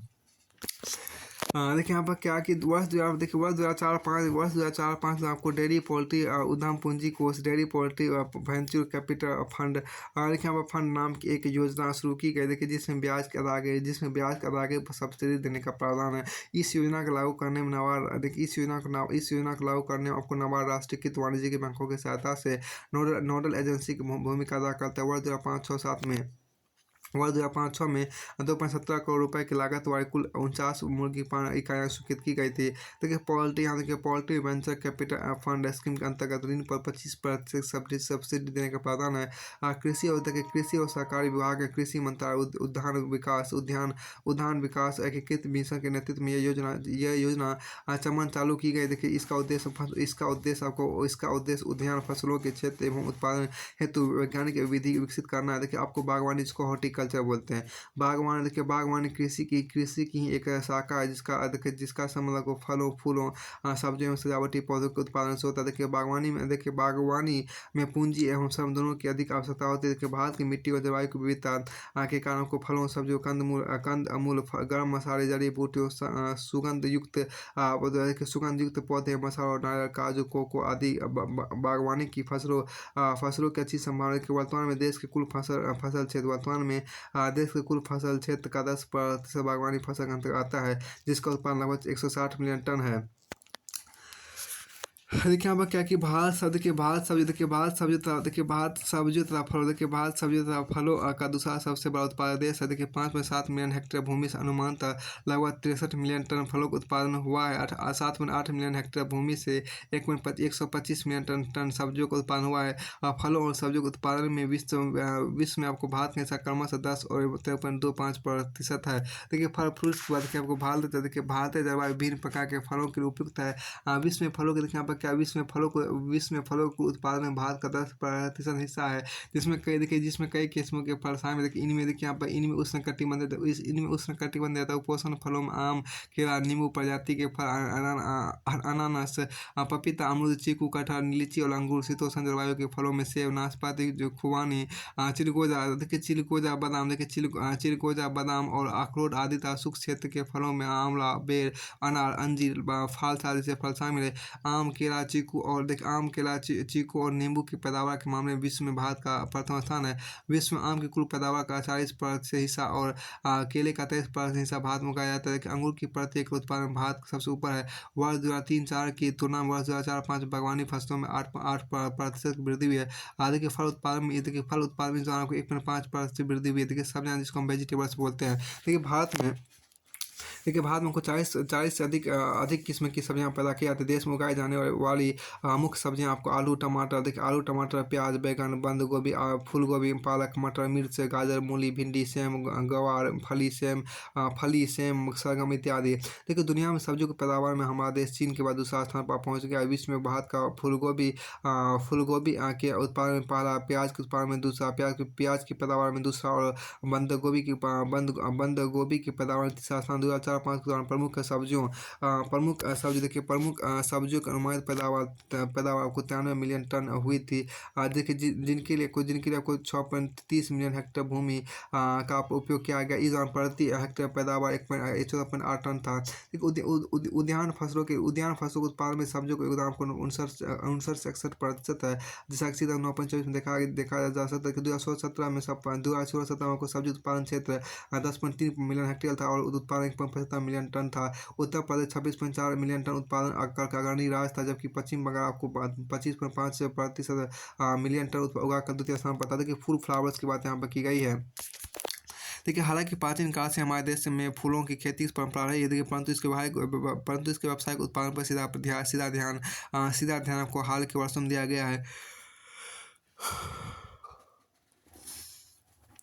परंपरागत फूल जैसे गुलाब, ग्लेडियोलस, ट्यूबरोज, क्रोसेंटा आदि एक उत्पादन में तेजी से वृद्धि हुई। कार्यालय और घरों दोनों जगह इन फूलों को सजाने और उपहार स्वरूप देने का चलन भी खबर है। देखिए लोगों में खासकर मध्यम वर्गों में फूलों को सजाने और उपहार देने का चलन बढ़ने से फूलों को उद्योग में काफ़ी वृद्धि हुई है और फूलों की खेती में भी दिलचस्पी बढ़ी है।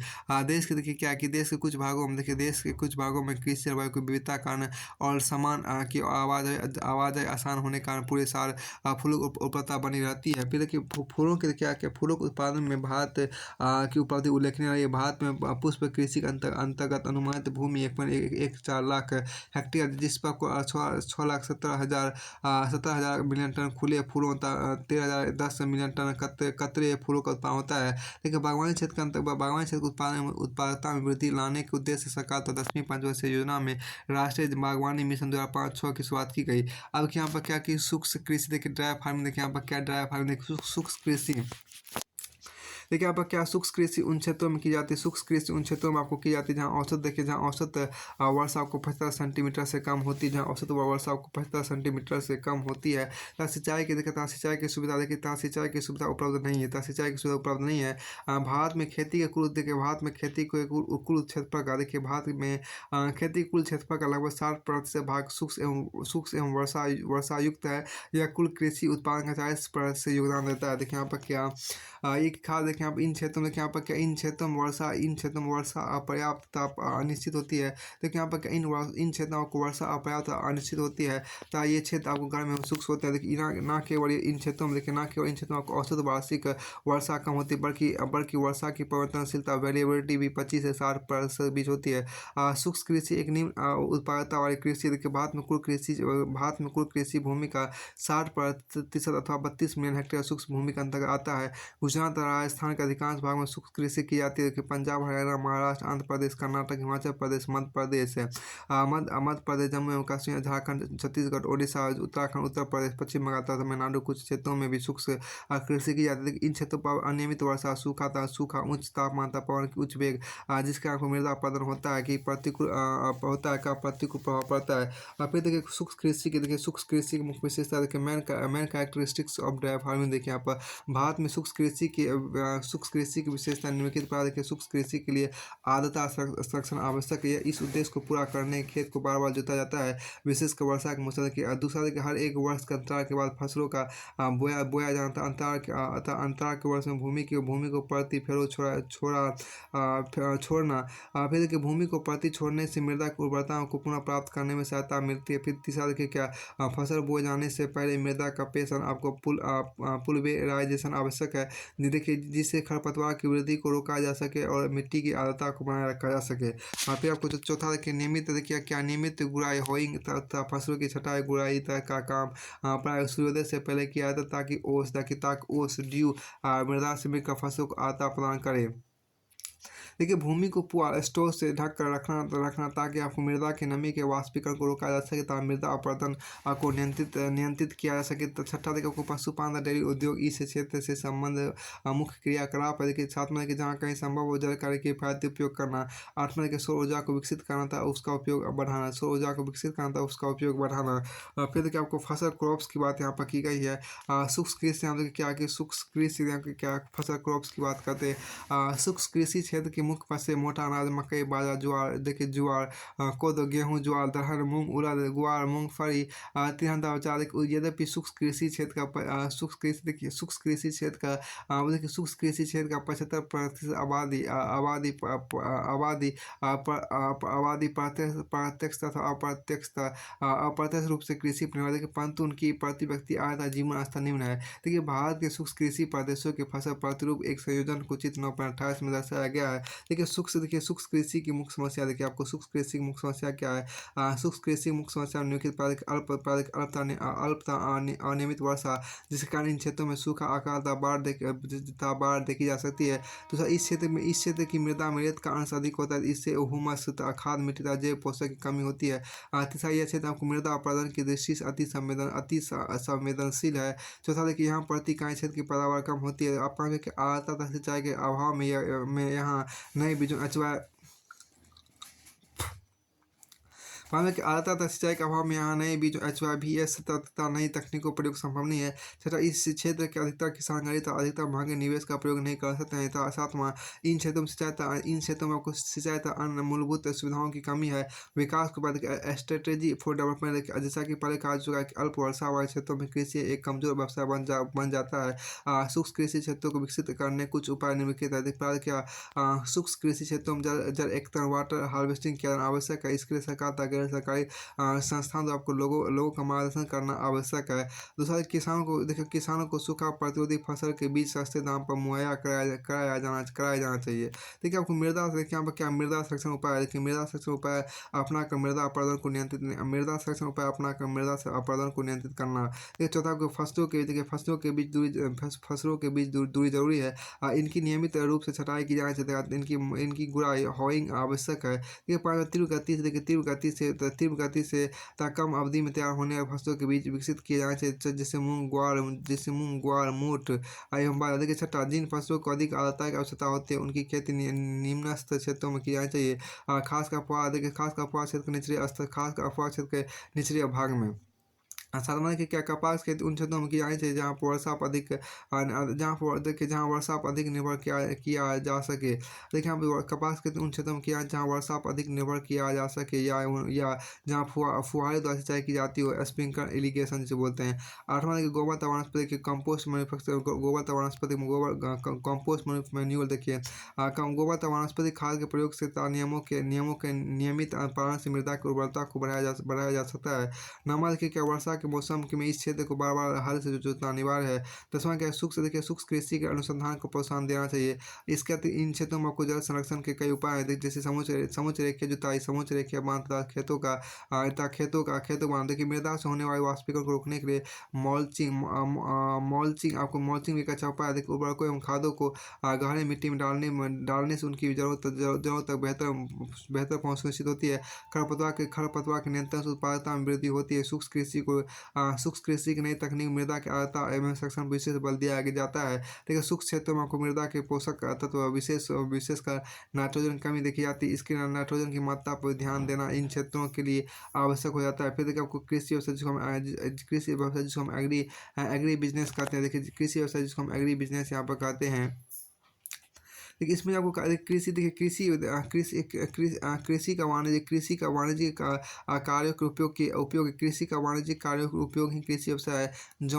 जॉन्स्टन एवं उनके सहयोगी ने कृषि व्यवसाय को परिभाषित करते हुए कहा है कि कृषि संगठनों को आधुनिक प्रबंधन तकनीकों एवं लेखा विधि द्वारा लाभ का महत्वमीकरण ही कृषि व्यवसाय है। इस अवधारणा का संयुक्त राज्य अमेरिका और पश्चिमी यूरोप में अलग अलग रूप में विकास हुआ है। लेकिन संयुक्त राज्य अमेरिका में इसके विकास के लिए खाद्य प्रसंस्करण कंपनियों के द्वारा विशेष योगदान किया गया है। इनके द्वारा कृषिगत वस्तुओं की प्रत्यक्ष खरीद की जाती है, इनके तथा उनके कच्चे माल को प्रसंस्कृत करके अपने उद्योगों में इस्तेमाल किया जाता है। देखिए पश्चिमी यूरोप में कृषिगत उत्पादों एवं कच्चे माल का ऐसा संरेखन देखने को नहीं मिलता।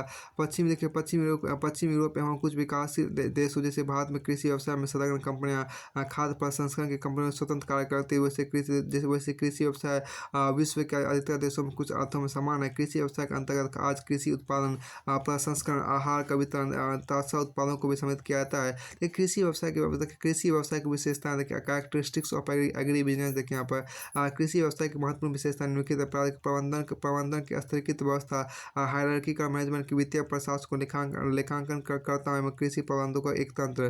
दूसरा देखिए बड़े आकार के फर्म। देखिए तीसरा देखिए बड़े आकार के उत्पादन इकाइयों को द्वारा कृषि का पहचान। देखिए चौथा देखिए क्या चौथा को देखिए बागवानी व्यवस्था का विस्तार। देखिए चौथा को देखिए बागवानी व्यवस्था का विस्तार देखिए यहाँ पर क्या देखिए यहाँ पर क्या देखिए उच्च रूप से औद्योगिक देशों में कृषि से जुड़ी विशेषीकृत गतिविधियाँ खेतों से काफ़ी दूर की जाती है, जैसा कि कृषिगत उपकरणों का विकास, उत्पादन, उर्वरक, बीज इत्यादि। कुछ देशों को प्रसंस्करण, भंडारण, संरक्षण तथा कृषिगत उत्पादों की आपूर्ति इत्यादि कार्य अमूल्य कृषि कार्य से पृथक संपन्न होते हैं। कुछ कृषि व्यवसाय में कृषिगत कार्यों से लेकर अंतिम उत्पादन तक की प्रक्रिया फॉर्मों में संपन्न की जाती है, जैसे अंगूर की खेती और अंगूर आधारित शराब, वाइन निर्माण। देखिए कृषि व्यवसाय जुड़े कृषि क्षेत्रों को आज विस्तृत तौर पर मशीनीकृत एवं कंप्यूटर आधारित कर लिया गया है। फलस्वरूप कृषि कार्य स्वयं एक व्यवसाय का रूप धारण कर लिया है। हाल के वर्षों में कृषि व्यवसाय में गैर कृषि कार्य करने वाले यथा व्यापार, ट्रेडिंग से संबंध बड़ी बड़ी कंपनियों का उद्भव हुआ है। देखिए अब इनके द्वारा बड़े बड़े कृषि क्षेत्र भी अधिकृत किए जा रहे हैं। कृषि उत्पादन की प्रक्रिया शुरू की जा रही है। देखिए कृषि व्यवसाय में भारत में का हाल ही में प्रवेश हुआ है, जिसके अंतर्गत आपको प्रसंस्कृत और एवं गैर प्रसंस्कृत दोनों ही प्रकार के उत्पाद शामिल है। जहाँ सब्जियों के रस, मांस एवं मछली उत्पाद, चीनी एवं शीरा, मोलासेज, कॉफी, तंबाकू, मसाले, चाय एवं गेहूँ इत्यादि प्रसंस्कृत उत्पाद है। वहीं गैर प्रसंस्कृत श्रेणी में कई कच्चे उत्पाद शामिल है। हाल के वर्षों में भारत सरकार द्वारा कृषि प्रसंस्करण उद्योग को विशेष रूप से प्रोत्साहित किया जा रहा है। कृषि उत्पादों में मूल्यवर्धन करने से न केवल कृषि कार्य करने वालों को अच्छी आय होती है, बल्कि इसके द्वारा नव विनिर्माण उद्योग को भी विकसित होने का मौका मिलता है। वैसे भी प्रसंस्कृत आहारों के विषय में वैसे भी प्रसंस्कृत आहार के आहारों के विश्व बाजार में भारत के नगण्य भागीदारी है। राष्ट्रीय कृषि नीति 2002 के अंतर्गत कृषि प्रसंस्करण से जुड़े अन्य क्षेत्रों विशेष बल दिया गया कि पहला देखिए साग की उचित एवं सामयिक उपलब्धि। दूसरा क्या देखिए मशीन एवं उपकरणों के आयात पर छूट। तीसरा देखिए क्या उद्यमियों को विशेष प्रशिक्षण। चौथा क्या पैकेजिंग क्षेत्र को प्रोत्साहन। पांचवा क्या परिस्थितक युक्त भंडारण की व्यवस्था। छठा क्या सड़क एवं यातायात की उचित व्यवस्था। सातवां क्या विपणन की नई विधा पर बल। आठवां क्या संचार की नई तकनीक का समावेश इत्यादि। भारत चूंकि अन्य कृषि उत्पादों का उत्पाद करता है, अतः इसके कृषि प्रसंस्करण उद्योग के विकास की व्यापक संभावना है। भारत की सारी आबादी अभी प्रसंस्कृत खाद्य उत्पादों के उपयोग में दिलचस्पी नहीं दिखाती है, अर्थात प्रसंस्कृत खाद्य पदार्थों का घरेलू बाजार अपेक्षाकृत काफ़ी छोटा है। लेकिन इसलिए इस उद्योग को बढ़ावा देने के लिए विश्व बाजार में संभावनाओं को तलाशने की जरूरत है। देश के देखिए यहाँ पर क्या देश के निर्यात में कृषिगत निर्यातों में अगर 1% से वृद्धि होती है तो कृषि क्षेत्र को 8,000 करोड़ रुपए का लाभ होता है। यही कारण है कि भारत के नई व्यापार नीति 2005 में सरकार तो इसे सैद्धांतिक तौर पर मान लिया गया है। भारत सरकार का मानना है कृषिगत उत्पादों के निर्यात को बढ़ावा एवं विश्व व्यापार संगठन द्वारा प्रावधानित विश्व में कृषि क्षेत्र को एक लाभकारी व्यवसाय बनाने के लिए कृषि व्यवस्था पर ध्यान देना आवश्यक हो गया। देखिए राष्ट्रीय किसान आपके देखिए राष्ट्रीय किसान आयोग की बात, नेशनल कमीशन ऑन फार्मर्स देखिए राष्ट्रीय किसान आयोग देखिए भारत सरकार द्वारा डॉक्टर M.S. स्वामीनाथन की अध्यक्षता में गठित राष्ट्रीय किसान आयोग द्वारा गठित आयोग राष्ट्रीय किसान आयोग द्वारा किसानों की स्थिति को सुधारने के लिए कई सुझाव दिए गए। इसके महत्वपूर्ण निम्न प्रकार पर देखिए आपको परिसंपत्ति एक्सेस्ट सुधार जिसके अंतर्गत भूमि, जल, पशुधन एवं जैव संसाधन शामिल है। दूसरा देखिए क्या आपको विस्तार आपको प्रशिक्षण विज्ञान के क्षेत्र में किसान मित्रवत सहायता सेवा बल। तीसरा देखिए ऋण एवं बीमा देखिए। चौथा आपको लाभकारी गारंटी युक्त विपणन की व्यवस्था। पाँचवा देखिए आगत एवं आपूर्ति की बेहतर व्यवस्था। फिर आपको देखिए छठा कृषि को संविधान के समर्थित सूची में डालना। सातवां के राष्ट्रीय खाद्य सुरक्षा एवं संपूर्णता बोर्ड का गठन। आठवां क्या जल वितरण प्रणाली का सार्वभौमिकरण। नौवां क्या आपको भारत व्यापार संगठन की स्थापना। दसवां क्या ग्रामीण गैर कृषि आजीविका पर इसके अंतर्गत कृषि पर निर्भर उच्च जनसंख्या को शामिल किया जा सकेगा। भारतीय कृषि चुनौतियां एवं संभावना देखिए Indian agriculture challenges and prospects देखिए यहाँ पर कृषि भारत की प्रमुख आर्थिक गतिविधियां हैं। कृषि भारत की प्रमुख आर्थिक गतिविधियां हैं जिसके समक्ष कई चुनौतियां हैं। देखिए वर्तमान में भारतीय कृषि जिन महत्वपूर्ण चुनौतियों का सामना कर रही है वे निम्नलिखित है। पर अवरुद्ध पैदावार स्टंटेड यील्ड देखिए अधिकांश फसलों की पैदावार महत्वपूर्ण सुधार हुआ है, परंतु कुछ मामलों में गेहूँ, चना, दलहन, तिलहन, गन्ना पैदावार घटती बढ़ती रही है। इसलिए उत्पादकता बढ़ाने पर बल देना आवश्यक है। साथ ही संबंध क्रियाकलापों का भी तेज गति से विकास करना आवश्यक है। देखिए सूक्ष्म कृषि देखिए ड्राई फार्मिंग देखिए सूक्ष्म कृषि क्षेत्र में कृषि को सूखे से हमेशा असुरक्षा बनी रहती है। ऐसे क्षेत्रों में आपको लघु सिंचाई व्यवस्था का विकास अनिवार्य है। जल विभाजक प्रबंधन, जल एकत्रीकरण, सहभागिता उपागम का इन क्षेत्रों में अधिक महत्व है। तीसरा अपर्याप्त बाजार सुविधा देखिए इनएडिक्वेट मार्केटिंग फैसिलिटी देखिए देश के अधिकांश भाग में खुद इसमें हरित क्रांति के क्षेत्र भी शामिल है। किसानों को लाभकारी मूल्य नहीं मिलता है। ऐसी एक उचित विपणन सहायता के द्वारा उत्पादक के मूल्य तथा उपभोक्ता के मूल्य के अंतर को कम करने की आवश्यकता है। देखिए आधुनिक तकनीक आधारित विपणन आधारभूत संरचना गोदाम शीतगार श्रृंखला नकद बाजार स्पॉट मार्केट्स के विकास किसानों को अधिक लाभ प्रदान किया जा सकता है। देखिए ऋण के औपचारिक स्रोतों की कमी देखिए इनएडिक्वेट फॉर्मल सोर्स ऑफ क्रेडिट देखिए वित्तीय समावेश पर बनी समिति की रिपोर्ट 2008 के अनुसार 75% अधिक किसान परिवारों को ऋण के औपचारिक स्रोत प्राप्त नहीं है। निजी साहूकार ऋण लेने के दबाव में आकर हजारों किसानों ने आत्महत्या की है। जो छोटे तथा मध्यम वर्ग के किसानों को आंशिक अथवा पूर्ण रूप से ऋण मुक्त करना समय की मांग है। सार्वजनिक वितरण प्रणाली का कुप्रबंधन देखिए mismanagement of public distribution system देखिए सार्वजनिक वितरण प्रणाली संतोषजनक रूप से कार्य नहीं कर रही। समाज के कमजोर वर्ग विशेषतः वे लोग जो गरीबी रेखा से नीचे रह रहे हैं को अधिक से अधिक छूट देकर पर्याप्त मात्रा में खाद्य पदार्थ प्रदान किए जाने चाहिए। अब क्या कृषि की धारणा सस्टेनेबिलिटी ऑफ एग्रीकल्चर देखिए देखिए क्या देश में उच्च उत्पादक किस्मों के उपयोग के बाद विशेष पंजाब, हरियाणा, पश्चिमी उत्तर प्रदेश में किसानों ने धान तथा गेहूँ की फसलों के संयोजन को अपनाया। ये दोनों फसलों को मृदा उर्वरता हारी फसलें जो पर्यावरण को अवक्रमित करती है। देखिए मृदा अपरदन, सॉइल इरोजन के बाद देखिए मृदा अपरदन, जल जमाव तथा घटता भूमि स्तर, भारत की कृषि की कुछ चिंताजनक समस्याएं हैं। लेकिन इन समस्याओं का देश में पारिस्थितिक असंतुलन उत्पन्न हुआ है। देखिए संक्षेप में यह